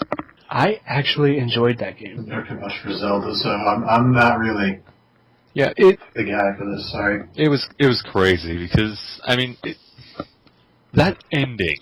That ending, though. Yeah, I mean it's at the end of Twilight Princess when they. I mean I know this is old news for Yeah, anyone. there's no need for a spoiler. Yeah, this is your I mean, it's half-assed spoiling for spoiler me, but alert. I don't care. Yeah, this is your half-assed spoiler alert. It's like trying to spoil the end of Star Wars Episode 6. It's like saying Darth Vader is Luke's father, basically. Right. Yeah, pretty much. Wait, what? And what was it? I know that hear I know if something like I didn't do it, Vader someone is- was gonna. I remember seeing something that like Vader is German for father, so his Really? name was literally Darth Father in German. But the thing is, throughout the Nintendo, especially in Zelda games, does not have a very good track record for NPCs that follow around the hero for the entirety of the game. I mean, You're saying escorts aren't Nah. fun in a video game? no, not escorts, just someone who hangs around. Doesn't particularly need you to take care of them, they're just there. Occasionally, quote-unquote, helping. Because, I mean, the all-time, quote-unquote, winner of this has got to be Navi. Who's, I mean, hey, listen! You know? Mm-hmm. But, Hey! yeah, but then... I play the sound effect, you know that, right? Yeah, of course. But then, for Twilight Princess, they come out with friggin' Midna. And, I don't know, the difference is they actually took the time to develop her as a character. And in the end, when they have to go their separate ways, I was actually saddened by that. Mm-hmm. And of course, that freaking tease of the line. Do you remember the one? Yeah. I think I do. Right. It's been a couple of years, but Yeah, right as she's about to leave. It's like, well, it's a Legend of Zelda game. You can name your character whatever the hell you want. And that's actually a thing that they did a lot of in the Legendary Let's Play. They didn't just go with Link. They named one of the Links Link, but they named, like, the Hero of Time in his games, Ocarina of Time and Majora's Mask. They named him Fesesga. they named him And what? I'm Fesesga. I just put it in the, please throw that up on the screen. That is how you spell it. Okay. What parent names their Brown- kid that? It's pronounced Fesesga. Yeah. That's But why anyway. doctors should be able to turn their parents and just say, no. Just no. Pick But yeah, like David. That's like trying to pronounce Golem's name. Yeah. Isn't it just Spice? Like Seist or Seiste or however you pronounce it. Uh, We're sorry, Golem. We love you, but your name is hard to Siste. Looks like Siste. But anyway, Spice. blame us being ignorant Americans. in Twilight Princess, they named that guy Dark Soul, because the joke was that they wished they were playing Dark Souls. But when I say it right now, I'm just gonna say Link. But that line at the end, right before Midna leaves, Link, ... I ...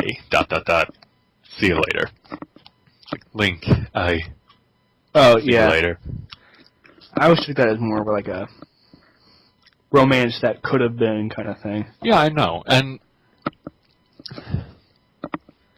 I swear that I'm usually not much of a shipper, but Yeah. that moment alone... You shipped them. Yeah. That moment alone, I hadn't even really thought about it for the most part, but that moment alone got me to ship Link and Midna. Yeah, for sure. Especially when you see her true form. Yeah. I mean, her Link, as he normally is. I mean, and then through the Midna- entire game, the D-pad hyped it up as, and I'm quoting them here, Hot Midna. And like, I have to admit, I was not let down. No.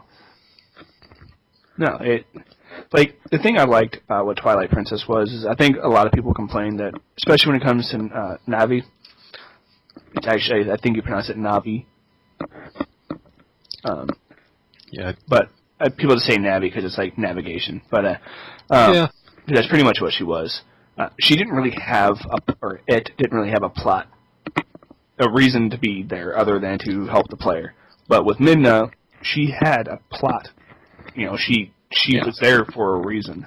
And they actually took the time to develop her as a character.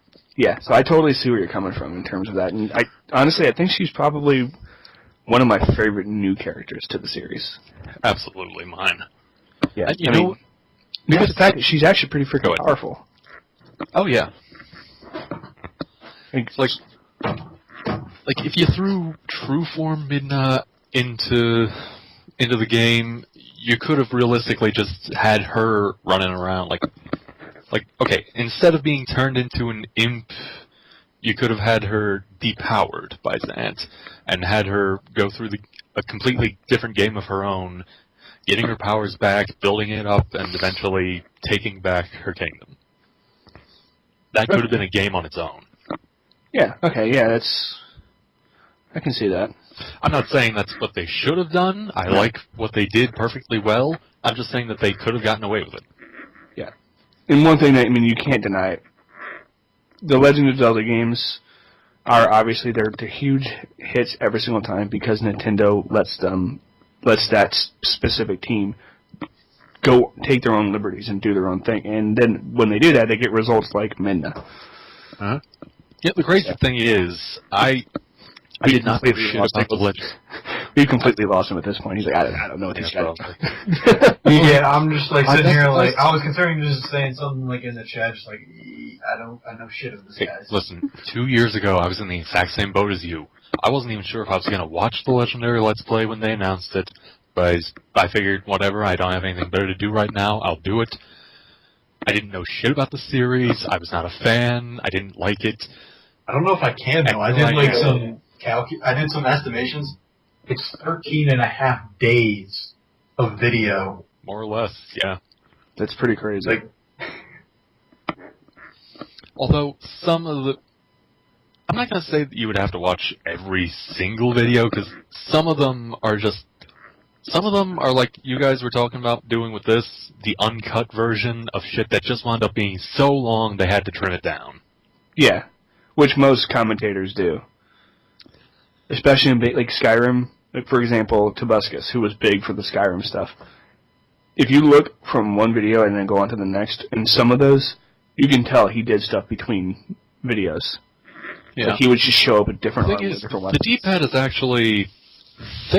I'm not going to say they go out of their way, but they do a lot to maintain the illusion that their games are one continuous playthrough, and they do it very well. Yeah. Like to go back to the same area or something like that. Yeah. Like I kind of applaud that because there are some people who literally do make it one continuous cut, and I've actually talked to a few of them on YouTube in private messages, and they said what they do in that case is if it's not on PC, where you can just autosave wherever you are, they'll pause the game, end the recording, and then leave the system running all night until they can pick it up and play the next day, just so that they can do that continuous. But by doing that, one, they put their system at risk for leaving it running for so long, because that's never good. No matter, even if it's like the easiest or the least stressful game on your system, you don't want to let it run for You that. don't want to do that. Like, I left my PS3 running for 2 weeks straight one time, and I left a game in there, in the game running. And you don't want to do that. yeah, it cut my PS3's life in half, because that disk drive just wore out, because the game is constantly running. Yep. But, yeah, I'm going to have to go. I'm going to have to end you on this one right here. Yeah, go ahead. I got one more thing to say, but I'll pick it up in a minute. I think my game 2014, believe it or not, and this is, you guys are probably both going to roll your eyes at me for this, but I'm actually going to say Call of Duty Advanced Warfare. You're right, I rolled my eyes. And I gave like I did a half roll. And just listen to my reason for this. I'll go ahead and say what you were going to say. Is your reason for it Kevin Spacey? It's maybe 10%. Like, yes, he was phenomenal in it, but like That's like 40% the reason I would think. like he was awesome, and like you can clearly tell he did bring his A game. It was very much the Kevin Spacey we all love. You know, House of Cards, Kevin Spacey, you know, all that kind of stuff. But like, I'm assuming you guys have both watched House of Cards. So yeah, dude, I can't Actually, wait for the I have season. not, but I'm not really worried You about it. need to watch it. Oh, it's on my list. It's on my list. So I didn't watch it because up until very recently I didn't have Netflix, but it's on my list. okay, I'm not too worried about spoilers, though. when you go from Call of Duty 4, which everybody considers the height of the series, okay, and then you go to World at War, which was, you know, it wasn't the best, but it wasn't horrible either, until all the glitches came out. And you can see that you could just look at the series and see, gameplay-wise, they were getting progressively worse. Advanced Warfare is, you know, with Black Ops 2, they took a step forward. You know, they were going in the right direction. It just wasn't enough.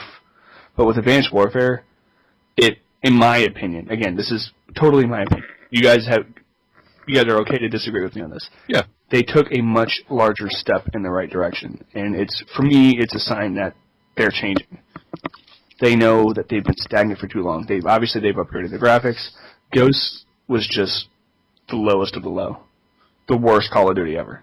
Well, graphically, gameplay-wise. I agree with you there, and I do make a concession that Advanced Warfare made some good steps in the right direction. I don't think they took enough steps, though. Like, I don't have the game, so I can't speak from direct experience, but I don't disagree. They just... Go ahead.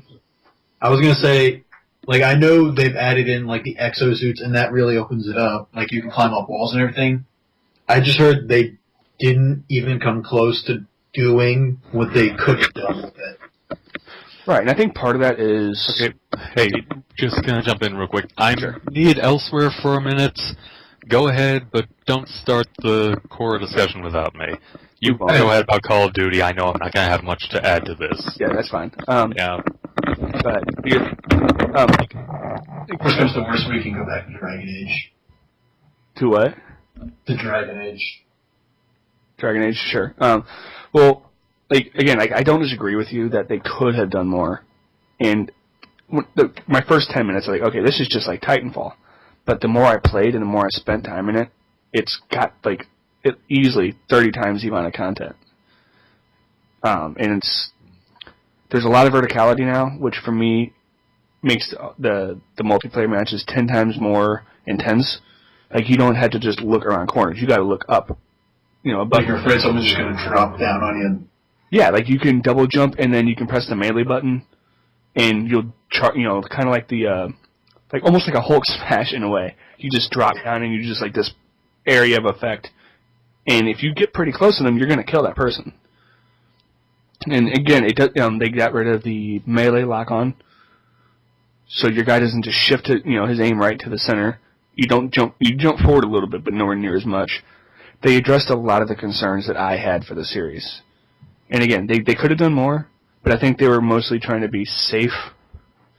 It's like, okay, we know what people want. Let's focus on that, but let's just focus on fixing what needs to be fixed, and maybe add a few new things here. Let's see if we can expand on what is already a proven concept type deal. Right, yeah. And the only thing I would change, one, the guns still feel and sound like toys. Like, it doesn't have that impact that games like Battlefield have. Oh yeah, like Battlefield, I was playing it not that long ago.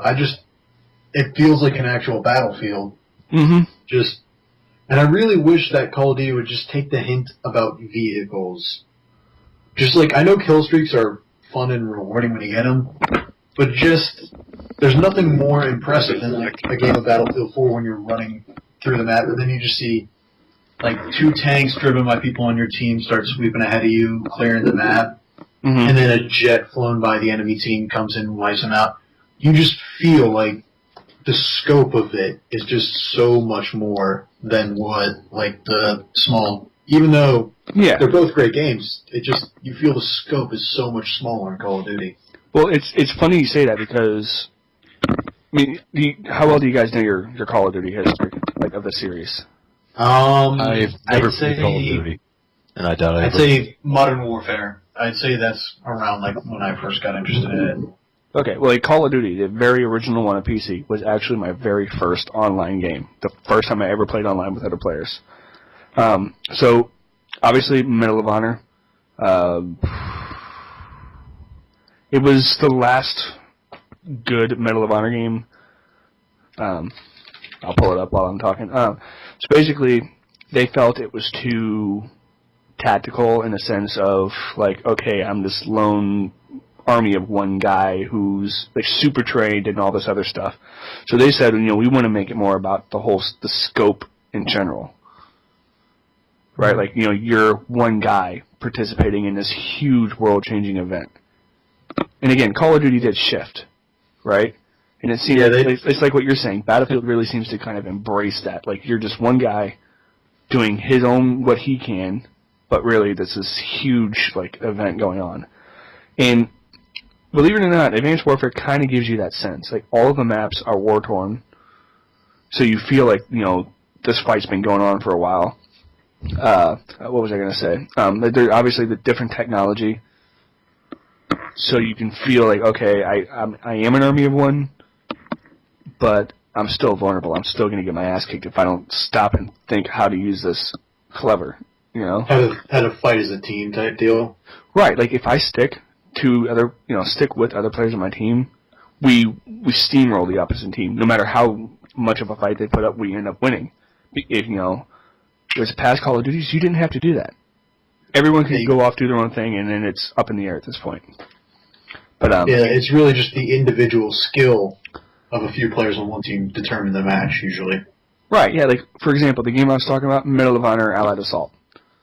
Okay? The first 2 levels of that game were, to this day, people still consider them the best Medal of Honor missions. They were the landings on Omaha Beach, right? Yeah, and then the other one was actually the very last scene of Saving Private Ryan.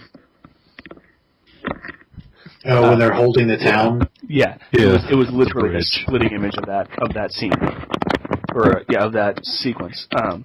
Everybody said these were the best maps ever, and they said we agree. So they split off, made Infinity Ward, and did their own thing, and made it about this grand scale. But they've lost that. But Advanced Warfare, especially the single player, and yes, I play Call of Duty single player, they're going back to that.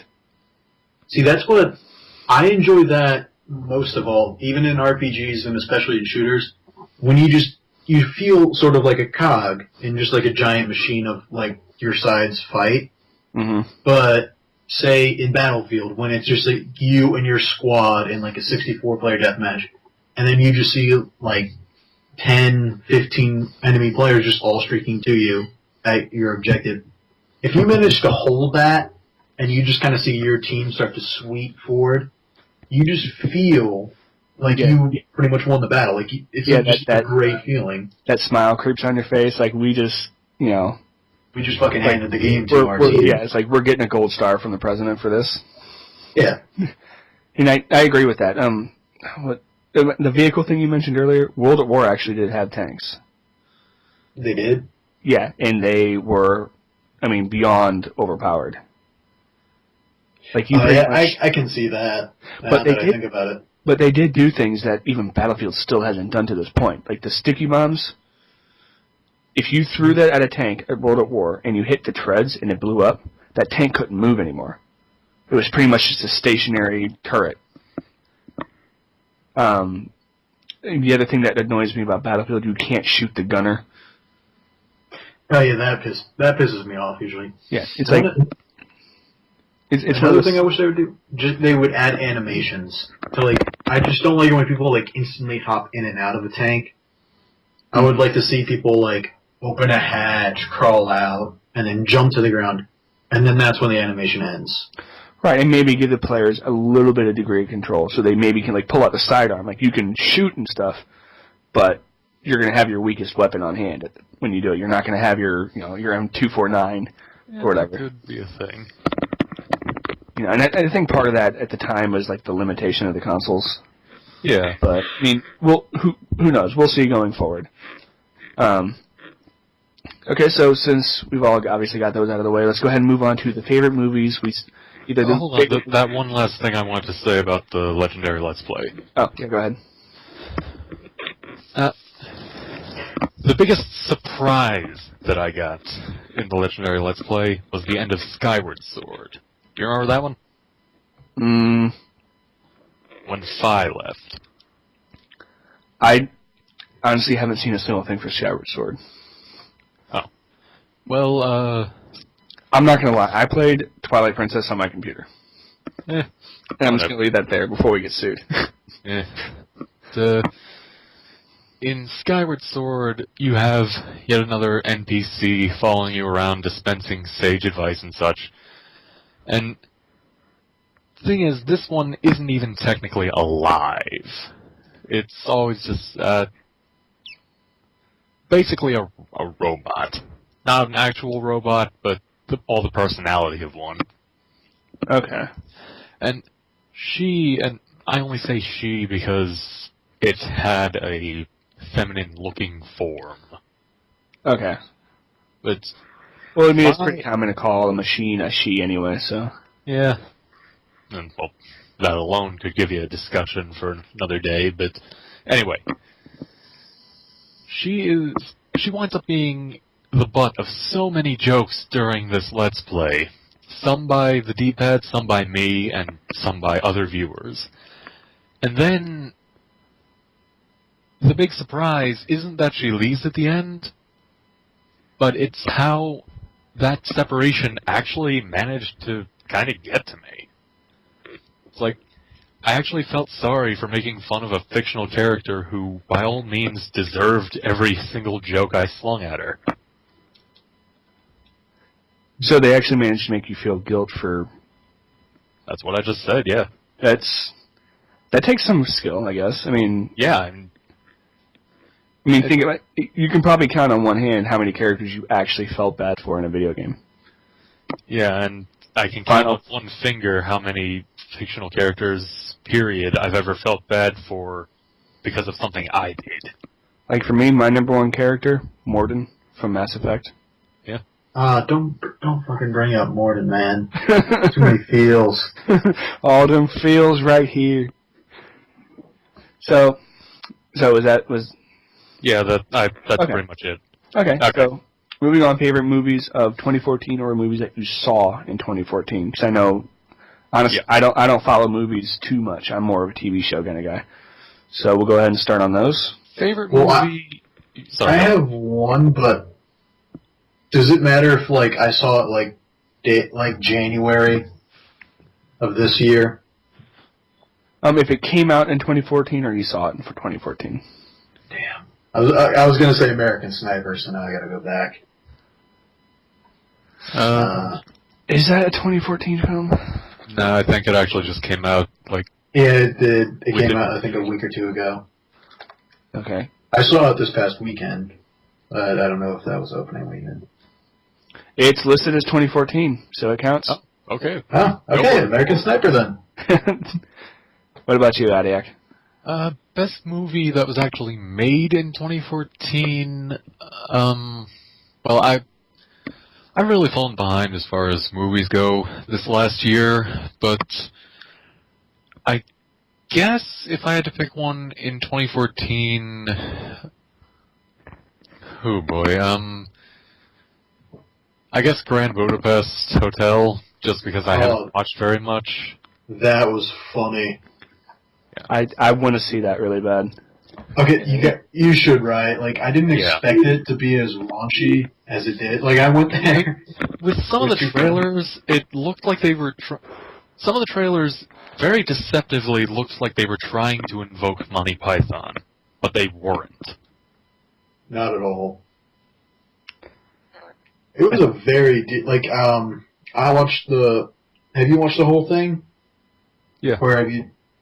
Yeah, like for the first maybe 10 minutes of it, you think it's like this could probably pass as like a kids movie. Like it's not that bad, Maybe. and then they just light you up again and again and again. Oh yeah. Like I remember, you know how they steal the like priceless painting. Yes. The one they replaced it with. Oh yeah. We throw it up there for you, but this is going on YouTube, so. Yeah. It's a very graphic depiction of lesbians having sex. And he replaces like a priceless Renaissance painting with that in the middle of an art gallery. Yeah, the kicker is that no one notices for a while. Oh yeah, it's like, isn't it like almost until like the third act of the movie, one guy just finally notices and he's like, wait, what the fuck is this?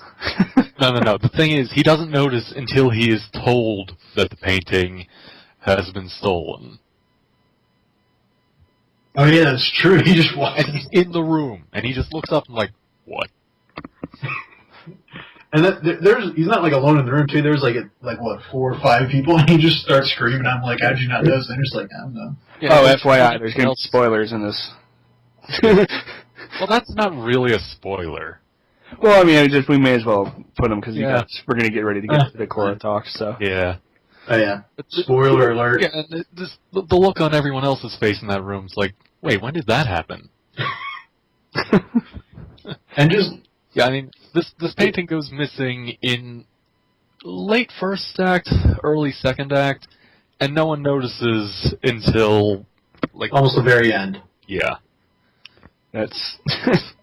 But Like I'm trying to picture this as you guys are describing it, and like yeah, it's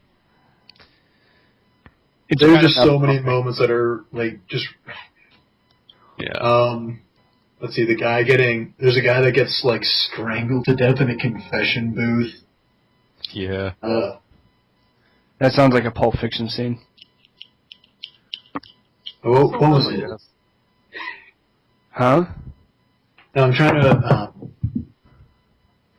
What was the other scene I was dying at? I think it was in the prison. Was it with When they find the guards playing poker. Oh, yeah. So like the whole scene in prison, there's a group of guys playing escape, and there's one guy. What do they call him? Like, do they just call him Shiv? No, it was, I forget. So there's just one guy that all he does is just grunt and like sharpen this spoon. And then right as they're about to escape, they like open this trapdoor and there's just like 5 guards all playing poker. and you just see him like grunt and then jump down, and you just see blood start like splashing up from inside the trapdoor, and then they just like peer back down, and all the guards are dead, except for one who's like in the death throes struggling with the stab guy, and they just stab each other right at the end and kill each other. Mm-hmm. And then the main character's just like, oh, well, he died as he lived. Well, yeah, I guess that would be, I mean, maybe from lack of options, maybe from genuinely being good, that would probably be my best movie made in 2014. But best movie that I saw in 2014, actually made in 2011, National Lampoon's Dirty Movie. And there's really not much that I can tell you about it because, well... Spoilers. And censors. There's really not much to spoil. It's really just back-to-back dirty jokes. Kind of like how American Pie used to be in the day. No, I mean, this is literally dirty jokes. It's like, set-up punchline jokes. Not... Okay, one of the jokes is, what's the difference between a hooker and an onion? Onions have layers. I cried when I cut up the onion. Yeah, jokes like that. Actual jokes, not just funny situation. So there's really not much to spoil. I'm trying to think. I think the last National Lampoon movie I saw... Let me see if I can find that list. Van Wilder. Dirty Movie also had the funniest opening I've seen in so many years. I honestly believe that every National Lampoon movie should have opened with it. There is a classic... There's a classic National Lampoon magazine cover. Hang on, I'll go find it. Post it in the chat so I can reference to it. Because we've got like 50 links in here already. Yeah. Just throw all these links at them. You don't even have to post a link to it. Just throw the image up on. Yeah. Just throw the picture up when it gets to this point. Actually, I think you already posted it once, didn't you? I don't think he posted it. I think he mentioned it. I mentioned it, and we all independently looked it up. But here's an actual link to the picture. So throw that up there. Okay. And yeah, I'll give you a moment. I'll give you folks at home a moment to look at that and laugh. Yeah, that is one of the most popular magazine covers they've had ever, if not the most popular. And instead of buy this magazine, it said, turn off all cell phones or we'll kill this dog. Yeah. It's pretty ironic because people are probably watching this from their cell phones. Yeah, it could be, yeah. And I guarantee you that... Turn it off or we'll kill the dog. Yeah, I guarantee you that... Now, I don't know if this actually ever went to theaters, but I guarantee that if it did, it probably did. I guarantee you there were a few people in the audience just holding up their lit-up cell phones, you know? And then the guy who's like spooling the movie just like, okay, time to switch to this one, and poof, dog dies. I want to imagine the dilemma a guy from PETA would face seeing that, because he wants to tweet about it. He wants to tweet that, like, oh my god, animal cruelty. But if he leaves his phone on, the dog dies. It's the PETA dilemma. Yeah, and you know how PETA loves to go. Weren't they against, like, the whaling in Assassin's Creed Black Flag? Yeah. Like, the hundreds of murders that he commits, those are fine, but the whaling... Oh my god. Well, as South Park once put it, PETA doesn't care about people. It's true. Isn't, what's his name from The Price is Right? Bob Barker. Isn't he a PETA member? No, not PETA. I think he's ASPCA. Oh. The far more reasonable Okay, well then. group. I think. I mean, he's definitely Not an insane person. I mean, he's a vegetarian, a promoter of animal rights, but he doesn't really, you know, he's not really crazy about it. He's not crazy about it. He just... Yeah, like I know he stopped hosting. He's a reasonable person. He's a reasonable person. Compared to other animal rights activists. He quit hosting Miss Universe because the women there were using real fur instead of... Really? I was not aware of that. It's like, I wouldn't care about that. I mean, I'd be like, who cares? These women are hot. The fur looks better on them than it did on any of those animals anyway. Okay. So, I think my favorite movie of 2014 was Big Hero 6. Yeah. I didn't see that. I heard good things about it. It is. Just never had a chance. Like, I'll admit, yes, it does look like a kiddie movie, but it does have, it's a lot like The Incredibles, in a way. Still waiting on that sequel, by the way, like that. Pixar. Yes, I know, me too. It definitely, if you pay attention, you can see that there are a lot of adult themes. The dealing with loss, the moving on, the pushing yourself to be a better person and to, move forward in your life, that kind of stuff. And the making it up as you go along. Yeah, and obviously they've got some funny things in there, like San Francisco. It's like a mix of San Francisco and Tokyo. Yeah. And obviously they do the cliche Japanese where the main character's name is Hiro, like they did with the TV show Heroes. Yeah. But just in general, it's a fun movie. It's obviously you can sit back and have fun with it with kids and not be nervous. And it's actually got some pretty cool fight sequences too. Good. Like the first time they go up against the villain, like you're for sure like, okay, they're gonna win, and then just in a split second it turned around. Obviously it's Pixar, so they've got some really cool, CGI stuff in there.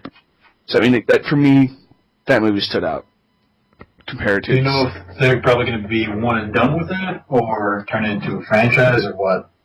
I believe I heard someone say something like they want to turn it into the Pixar Avengers or something.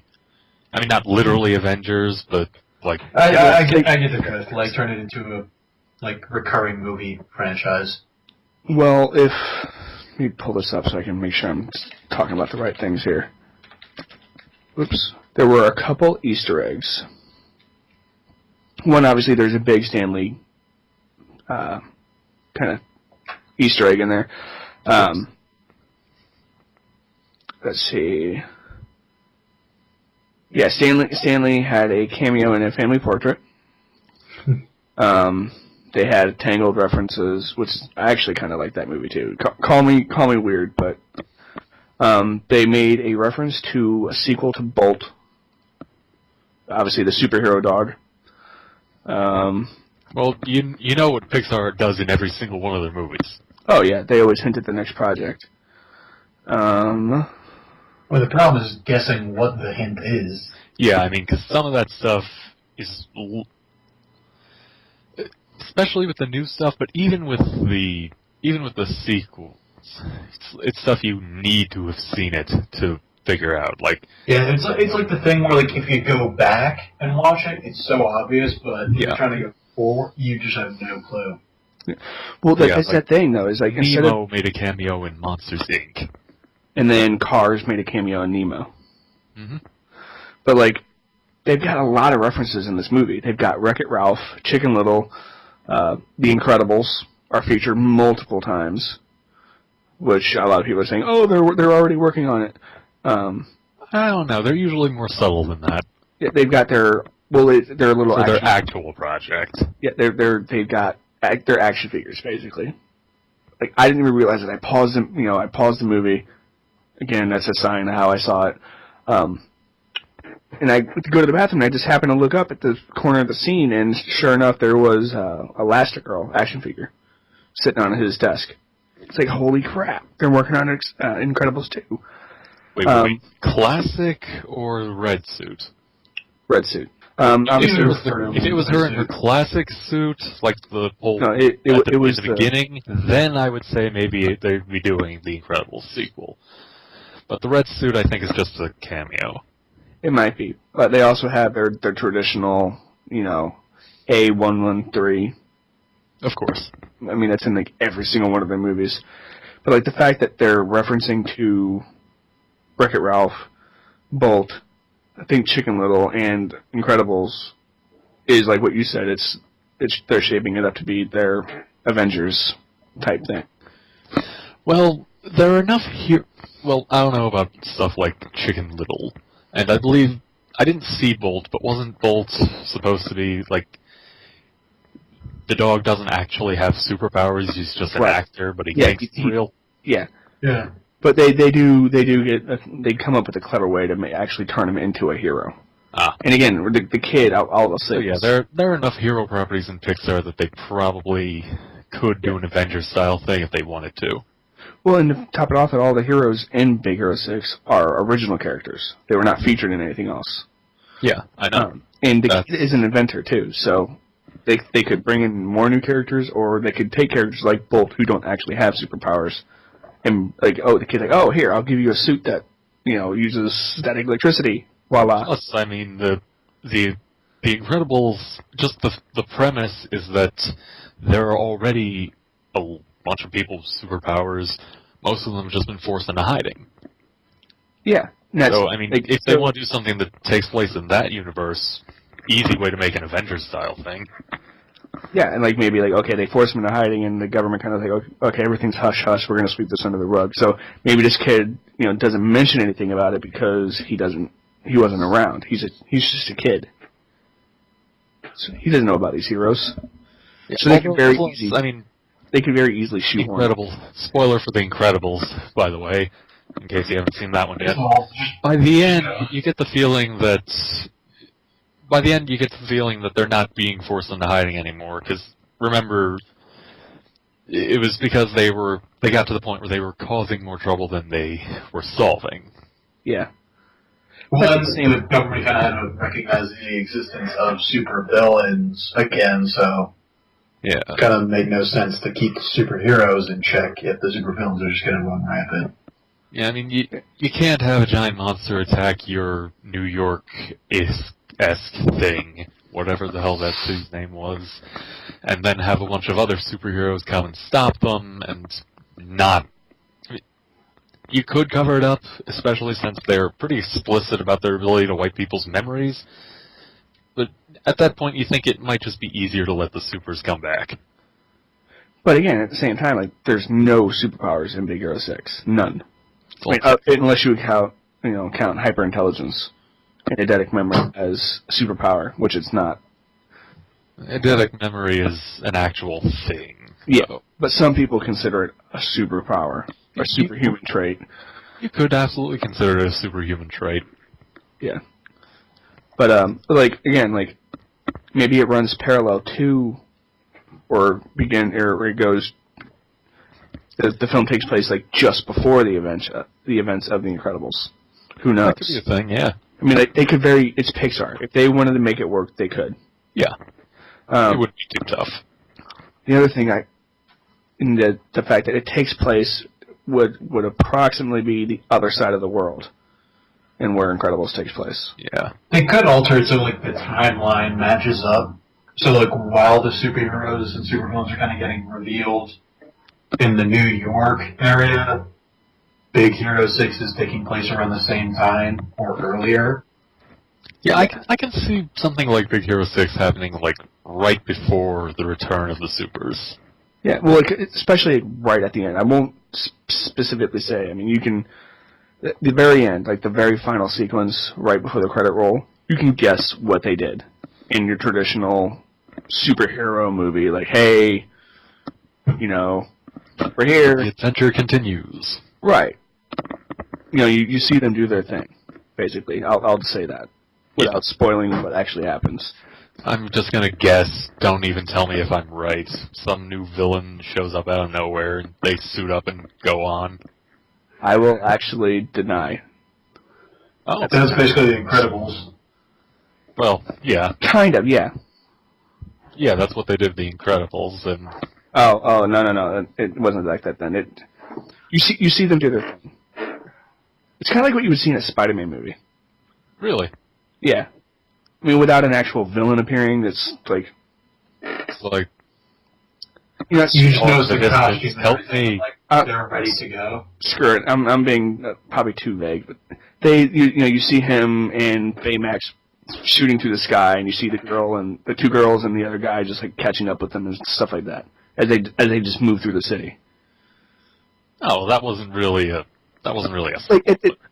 It's It shows that the team is still together. Basically, and here we are, the adventure continues. It is because it hints at where they're going. It hints, like... Yeah, like, it does... Like where they're going in the story, or like they're actually going to a place? They're actually going to a place.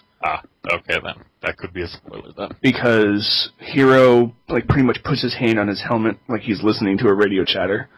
And then he, like, looks at the... I can't remember what the girl's name is. She has, like, the color smoke where she throws it and it can turn into, like, fog or solid or whatever. And, like, he nods to her and then they all take off. So they're going somewhere. They just don't show it. But it's, like, that traditional heroic, like, flare kind of thing.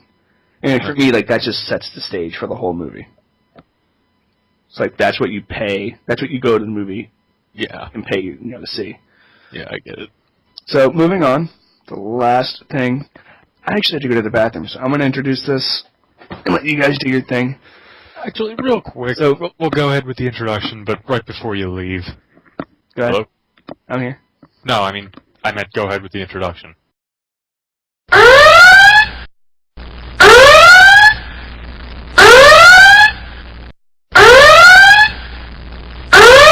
Oh, so, fair warning to everyone watching, listening, whatever. There will be spoilers for sure. Legitimate ones. There will be We spoilers. spent this entire thing making fun of, here we are spoiling a 20-year-old thing or a 5-year-old thing. These are legitimate spoilers We're spoiling for something that is... like a month that ago. just over December 19th is when it aired. So, basically... This is a real spoiler warning. Right. So basically, these two are going to discuss the ending of Korra and probably the entire show in general, and kind of give you their 2 cents, and I guess maybe explain why, like kind of like what you did to me, with me earlier while we were waiting for Eagles, like why it was such a big deal. Yeah. So go ahead and take it away. But real quick before you leave. Hello? Yeah. Okay. How far in are you? Like maybe 10 minutes into the first episode. Yep, Of okay. the series. What do you mean? You mean of the First series or episode of the the- season? I haven't even finished the first Avatar show. Oh. Okay then. Never mind. I don't mind spoilers. So. Enjoy your bathroom trip. Well, you go off and do your thing then. Yep. Okay. So you want to start with this one? Sure. I'm going to start off saying I enjoyed how it ended. Yeah. I mean, okay. You know what? Let's start. Well, with actually, yes. there's one caveat I do have. I don't like how they decided to spare Kuvira. They had been getting progressively more serious and like Honestly, gritty. I have just the opposite problem. Really? My major complaint is that they don't make clear what they did with her. Because the last shot, her last scene is surrendering herself into the custody of basically the world. And then we don't find out what happened. We don't Well, from know. what I took, I assumed that they were probably going to imprison her for life. My guess was they were probably going to put her in some type of prison, like they did with the the 4 Red Lotus members from season 3, like the special prisons. Yeah, maybe. And maybe, I don't know, maybe Korra takes her bending away just for good measure or something, but I don't know. But I do not like that they didn't make it a little more explicit what they did with her. Because think about it, every other villain in the series and in Last Airbender, you know what ultimately happened to them. Whether they're dead or imprisoned or what. You know what I feel happened to them. they probably left it up to the imagination, but I still think it's strongly implied that she's going to be imprisoned. But I really wish that after everything that Kuvira had done to the world and to other people, Korra would have actually killed her. Like, they had worked the entire series, episode 1, it was kind of dark with Amon.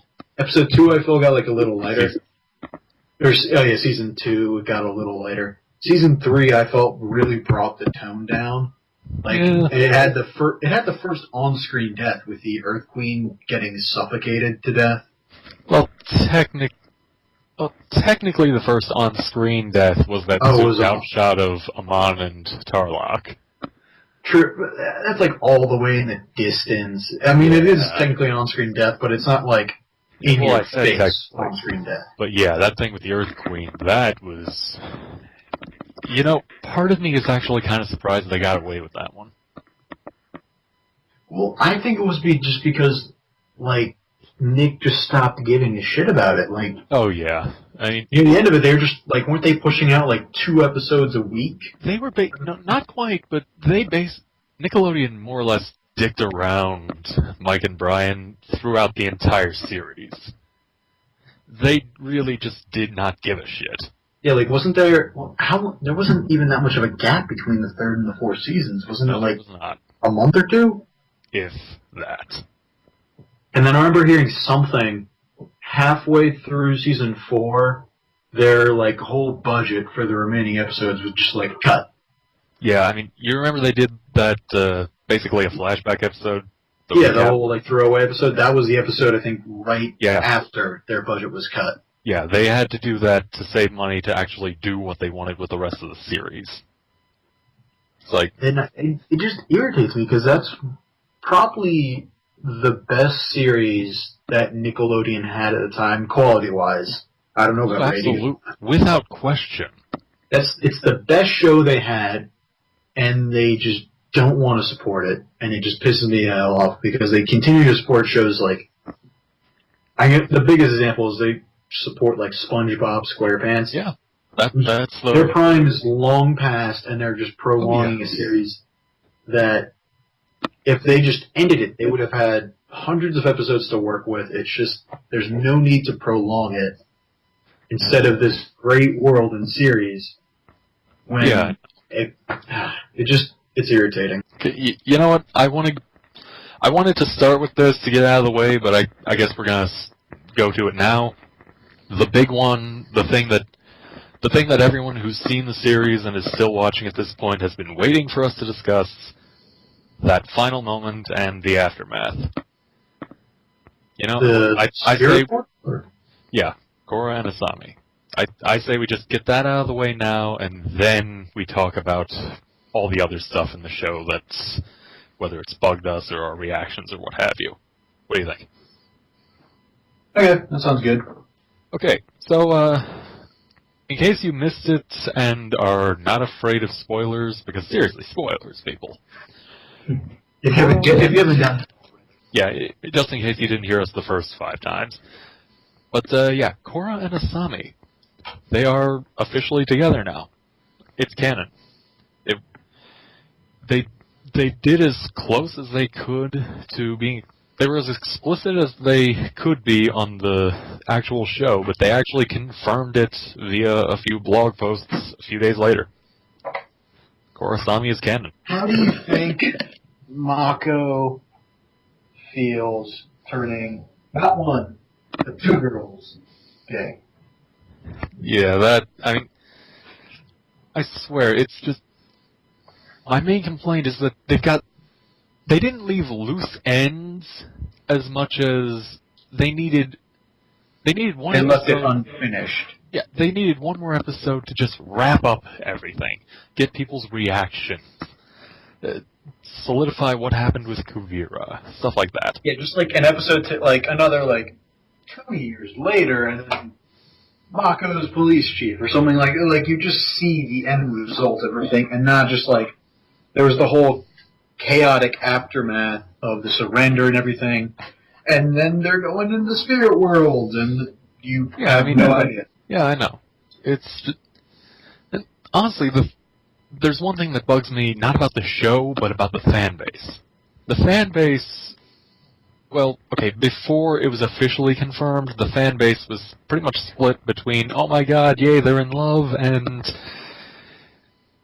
basically the exact opposite. Like, hey, you think just because they held hands that they're a couple now? To which I would, of course, respond, no, I think they're a couple now because they held hands like that. But, yeah, then the creators confirmed it and ended that little thing for most reasonable people. But the fan base, is now pretty exclusively, oh, they're in love now. They're going to get married when they get back from the spirit world and some such. But no, if you actually read what the creators wrote, it's like the ending wasn't them falling in love. The ending was them admitting that they have feelings for each other and starting their relationship. And they both really don't have great track records with that. Yeah. Okay, honestly, I and several of my friends called it in like early to mid season 3, which again, if you read those blog posts, was about when they started to drop the occasional hint.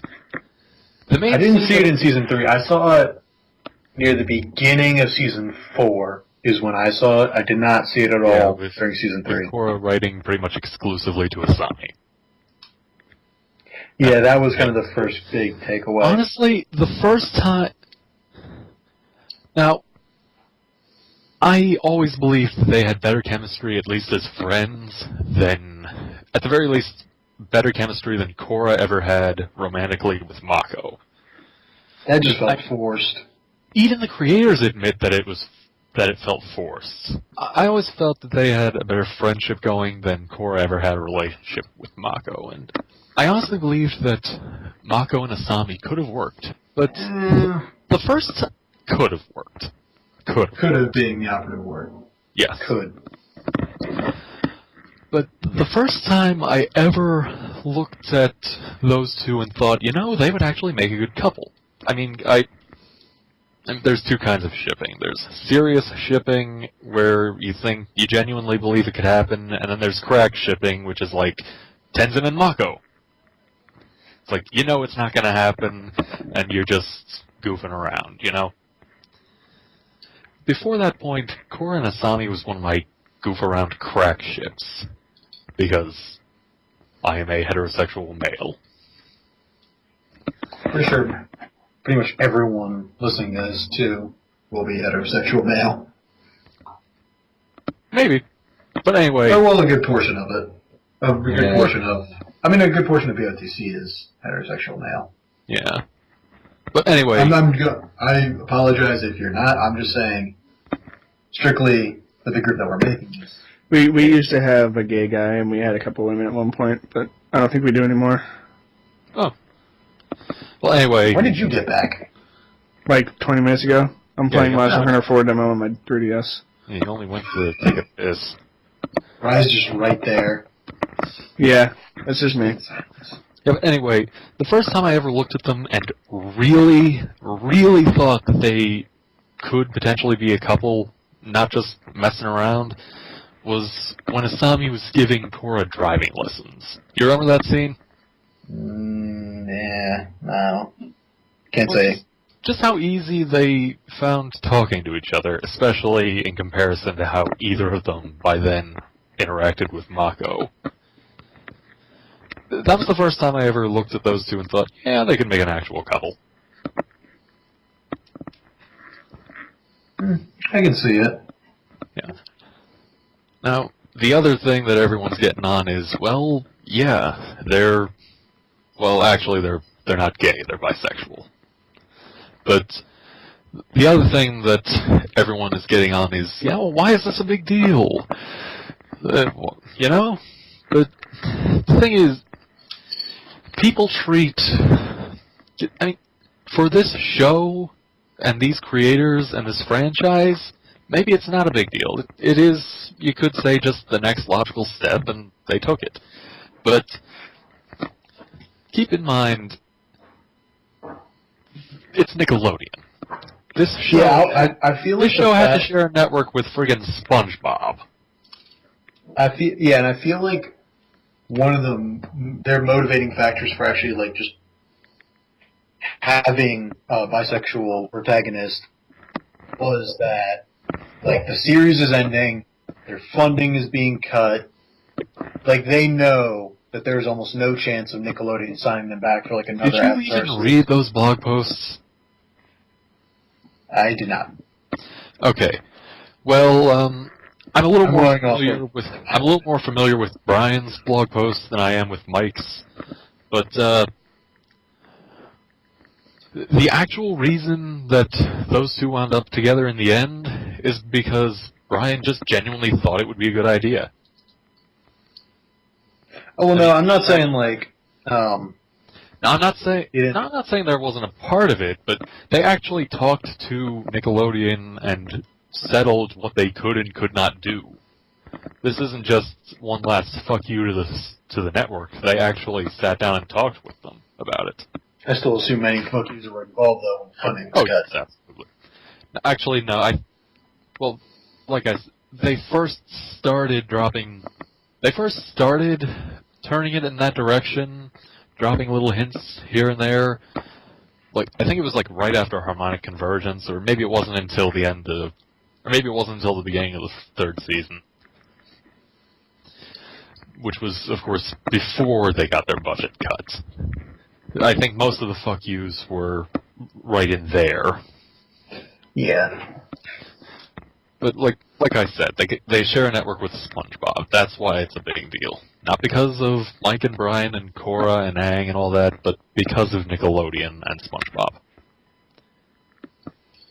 I mean, honestly, SpongeBob next to Avatar is my go-to for explaining the difference between a kid's show and a family show. I can see the first season of Korra and then all of The Last Airbender as a kid's show. I feel like...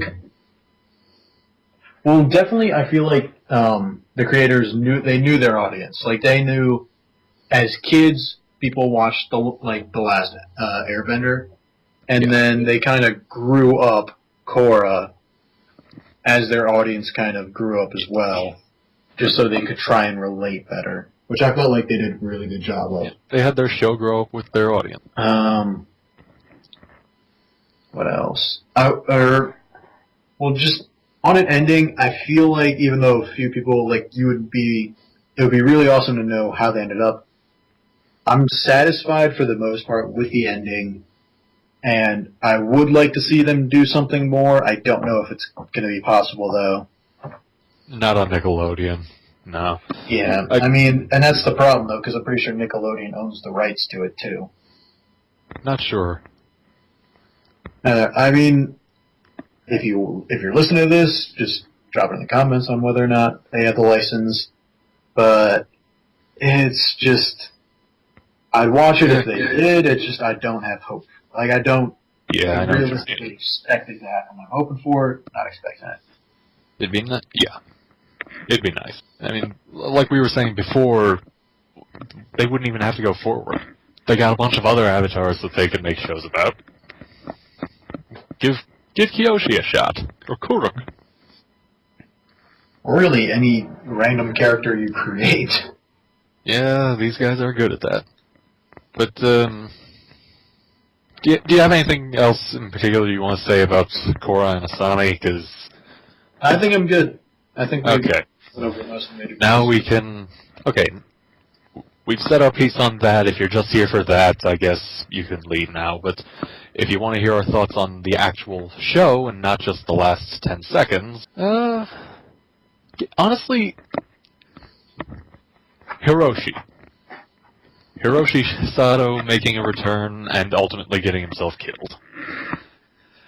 I do like the redeeming arc. I like it, but I feel like it would have been better done if it wasn't the first time you see him in season 4. Yeah, because if he constantly wrote letters and you saw them a lot of throughout season 2 was wasted. A lot of season 2 was wasted. Can we agree on that? Yeah, season 2 is the lowest point. Yeah, I think they could have had that in season 2 without being, him trying to visit or get her to visit. Yeah, they could have at least started it. At least dropped hints, or instead of something. just bringing it up in the beginning of the final season when this guy hasn't been seen or heard from since the first season. Yeah, in 4 or 5 years. And honestly, I complain about it more than I probably should, because he had 2 moments in the final season that I think could have been better used with other characters. I mean, there was the moment where Asami finally visits him for the first time, if only to return his letters. And he has the, I don't expect you to forgive me, but I want you to at least understand why I did what I did. You know? You remember that? Mm-hmm. And, Yeah. And then there's, of course, his heroic sacrifice at the end. Those were two moments that I think could have been better spent on other characters. Because, you remember when Varric and Julie were setting up that EMP?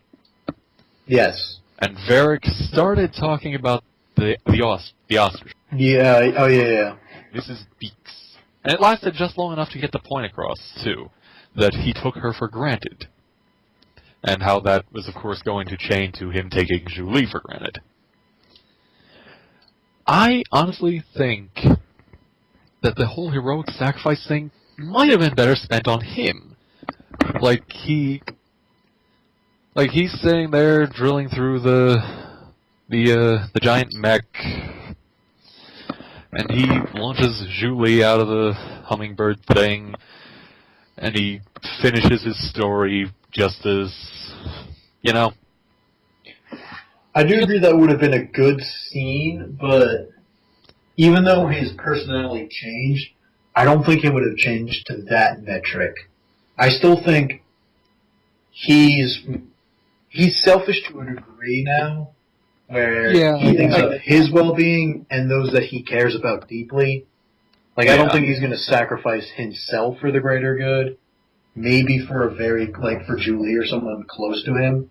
I don't think he's going to, sacrifice himself like Hiroshi did for, the city. Yeah. Right. Yeah.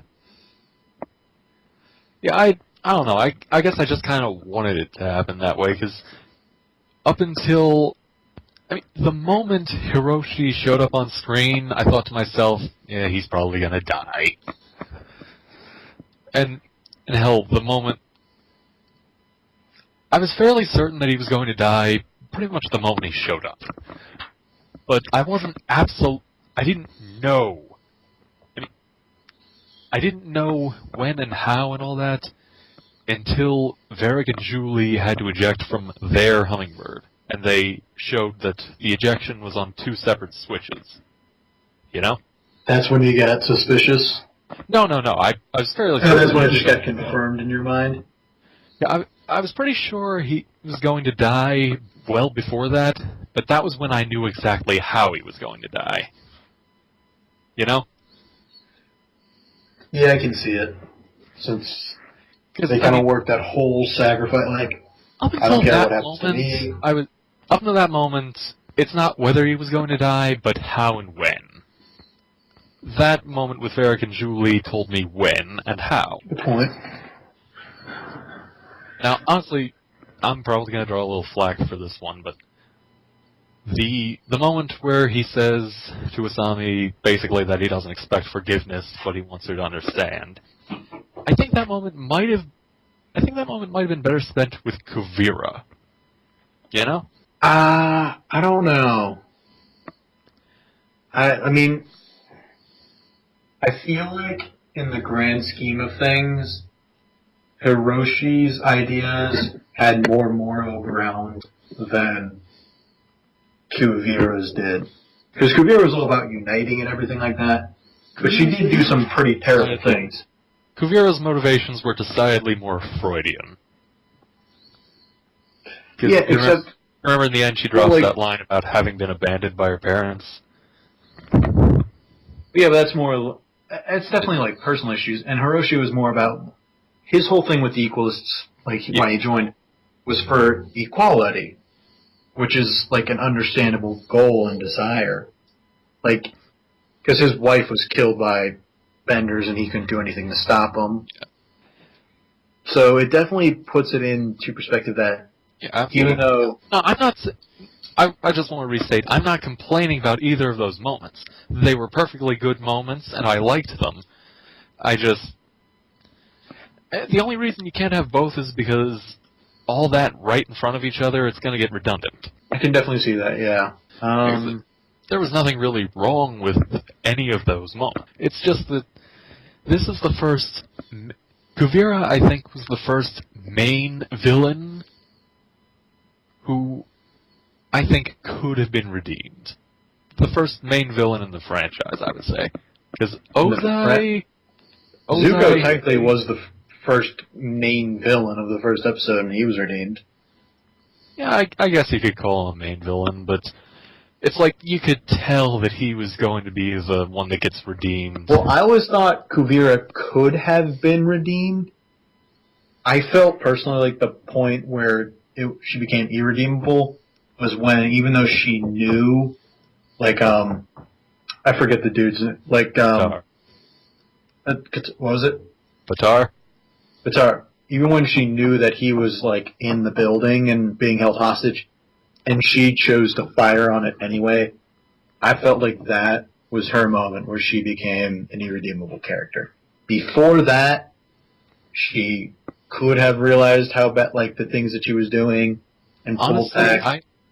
I agree with you there, but I really think they could have done...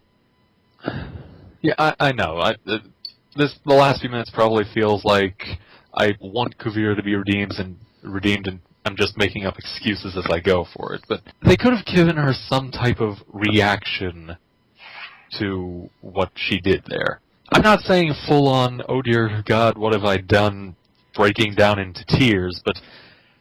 Just some moment that, like, showed that it weighed... Like, it wasn't an easy decision on her mind. Like, yeah, it wasn't like, oh, there they are, I'll kill them all. Some kind of reaction. Not even necessarily... Because I actually watched the finale again, like, on Tuesday, just to refresh myself, and to check on a theory that someone had mentioned to me that turned out to be false. Something about Kuvira being afraid of people touching her, or something. I don't really see where they got that. But anyway, I actually watched the finale again a couple days ago just for a refresh, and she didn't have any kind of reaction. Well, I don't remember exactly, but because I watched it like a month ago. Yeah. But was it she had no reaction because they just didn't pan to her character and like the whole Colossus for a while, or was it because like did they flash to her and she just had no reaction? They showed her right after she fired the shot, and there was zero visible reaction or emotion on her at all. Mm. And yeah, I can definitely understand how you would think that because of that lack of reaction, that makes her irredeemable. That pushes her over the line. I definitely see that.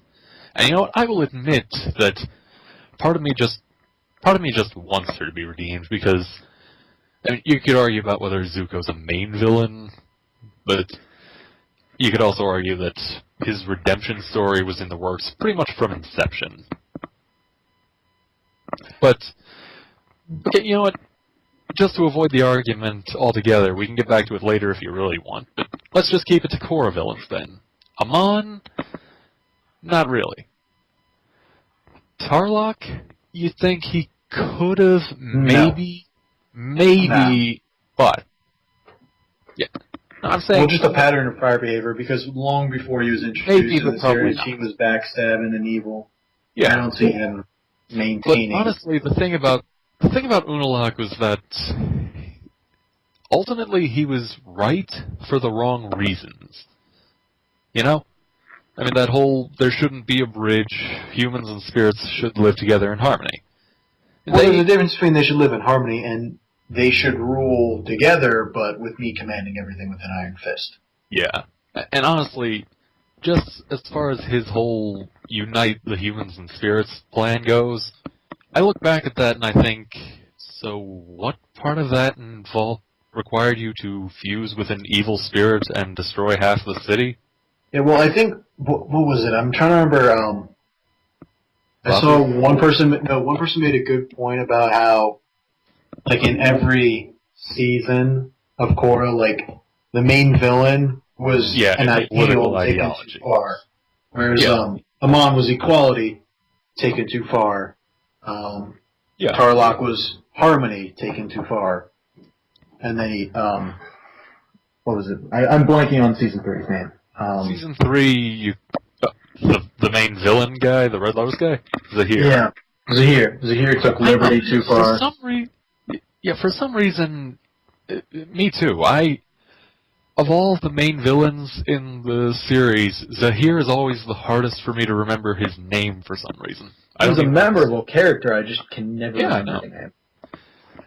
And then finally, Zahir, honestly, as far as potential redemption, you get the idea that maybe, but he's just not interested. You know? He doesn't believe He's interested to a degree, like, he's not interested. Because remember, he did redeem himself a little bit because he did help Korra restore her connection to the spirit world. Yeah. Because he realized that what he did may not have been completely like he doesn't admit I did what I did was wrong, but he realizes he could have gone about it in a better manner than what he did. Actually, no. He outright says, and this time I believe him, I think he just helped Korra because his interests happened to align with hers at that time. Because, like you said, liberty was his thing, and here comes Kuvira basically trying to do the exact opposite of that. Yeah, well, because Zahir was liberty taken too far, and then Kuvira became order taken too far. Because she wanted to unite everything, by force, or no matter, what it means, just to bring an end to conflict. Yeah, I mean, it's like, you get the idea that Zahir's heart is in the right place, you could say, but, well, like you said, his means. Well, that you could say about every villain. Their heart is set on an ideal. Yeah, it's just that's actually a great thing about this particular series, is that all 4 of the main villains of each season, they're right to a certain extent. I think you might be able to argue that. I don't know if you can all say that they're to a certain extent. Not like... I mean, all of them went about it wrong, but they had...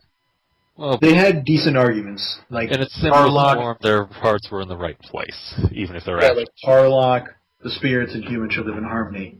Amon, benders and non-benders should have equal rights and protections. Yeah. Kuvira, everyone should be protected, there should be bandits, and then Zahir was, there shouldn't be, masses, a bunch of tyrants in the world through, the monarchy systems and all that.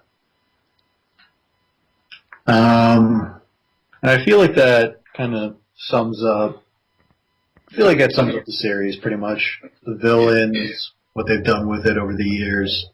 Yeah. But yeah, finishing off my little redemption spiel, it's like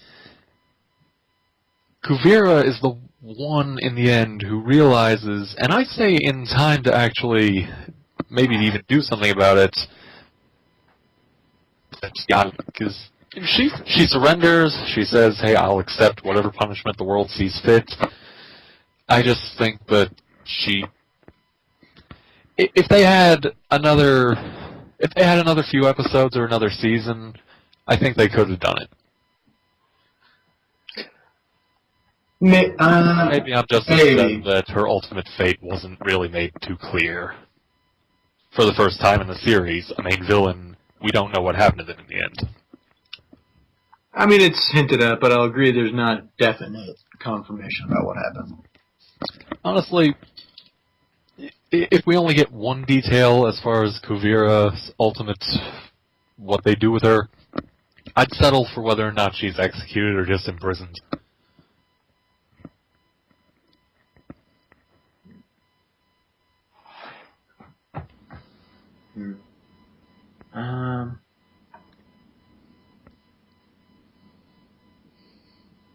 Do you have any more to say on Korra? I don't. I think Ryan wanted us to start wrapping it up. Yeah. Well, only 2 other things I'll have to say about Korra, and I'll admit both of them are... Well, one of them's, really a nitpick, why even bring this up level nitpick. Do you remember Tu Yin? No. Tu Yin got all of 2 lines of dialogue. She was that girl that Milo was talking to when they were all looking for Korra. Yes. I realize how much of a nitpick this is, but it's like, I'm not saying do something meaningful with her or don't bring her up at all. What I'm saying is, it just felt like they wanted to do something with her, and I don't know, maybe they would have if they hadn't had their budget cut to hell. But, you know, it just feels like they wanted to do more with her than they got the chance to. There's a lot of what ifs if their budgets weren't cut. Yeah. And the other thing is, ever since Harmonic Convergence, there were occasional hints that some kind of spiritual thing might happen to Korra that would help her reconnect to her past lives. And while by the end of the series, they don't explicitly say that she still doesn't have it, but at that point, it's really that they have to explicitly say that she does or she doesn't, you know? If they don't say that she has it back, then she doesn't. It just kind of bugs me that, A, they kept teasing it, it might have been unintentional, but to me it just felt like they kept teasing it, and it just never happened. It just bugs me, I guess.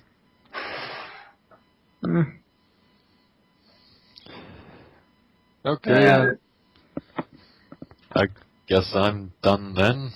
You guys have anything else you want to say? That was a lot to take in.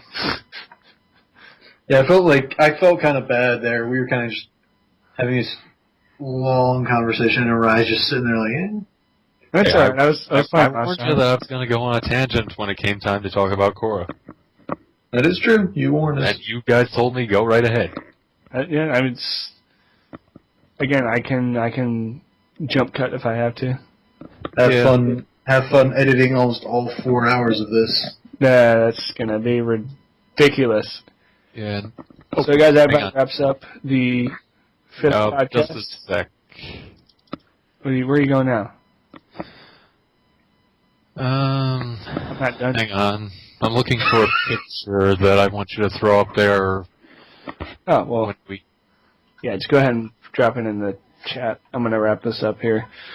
So that about wraps up the 5th podcast for the Brotherhood of the Commissioned. As always, the link to the website will be in the description. Go ahead and check us out, and don't forget to subscribe.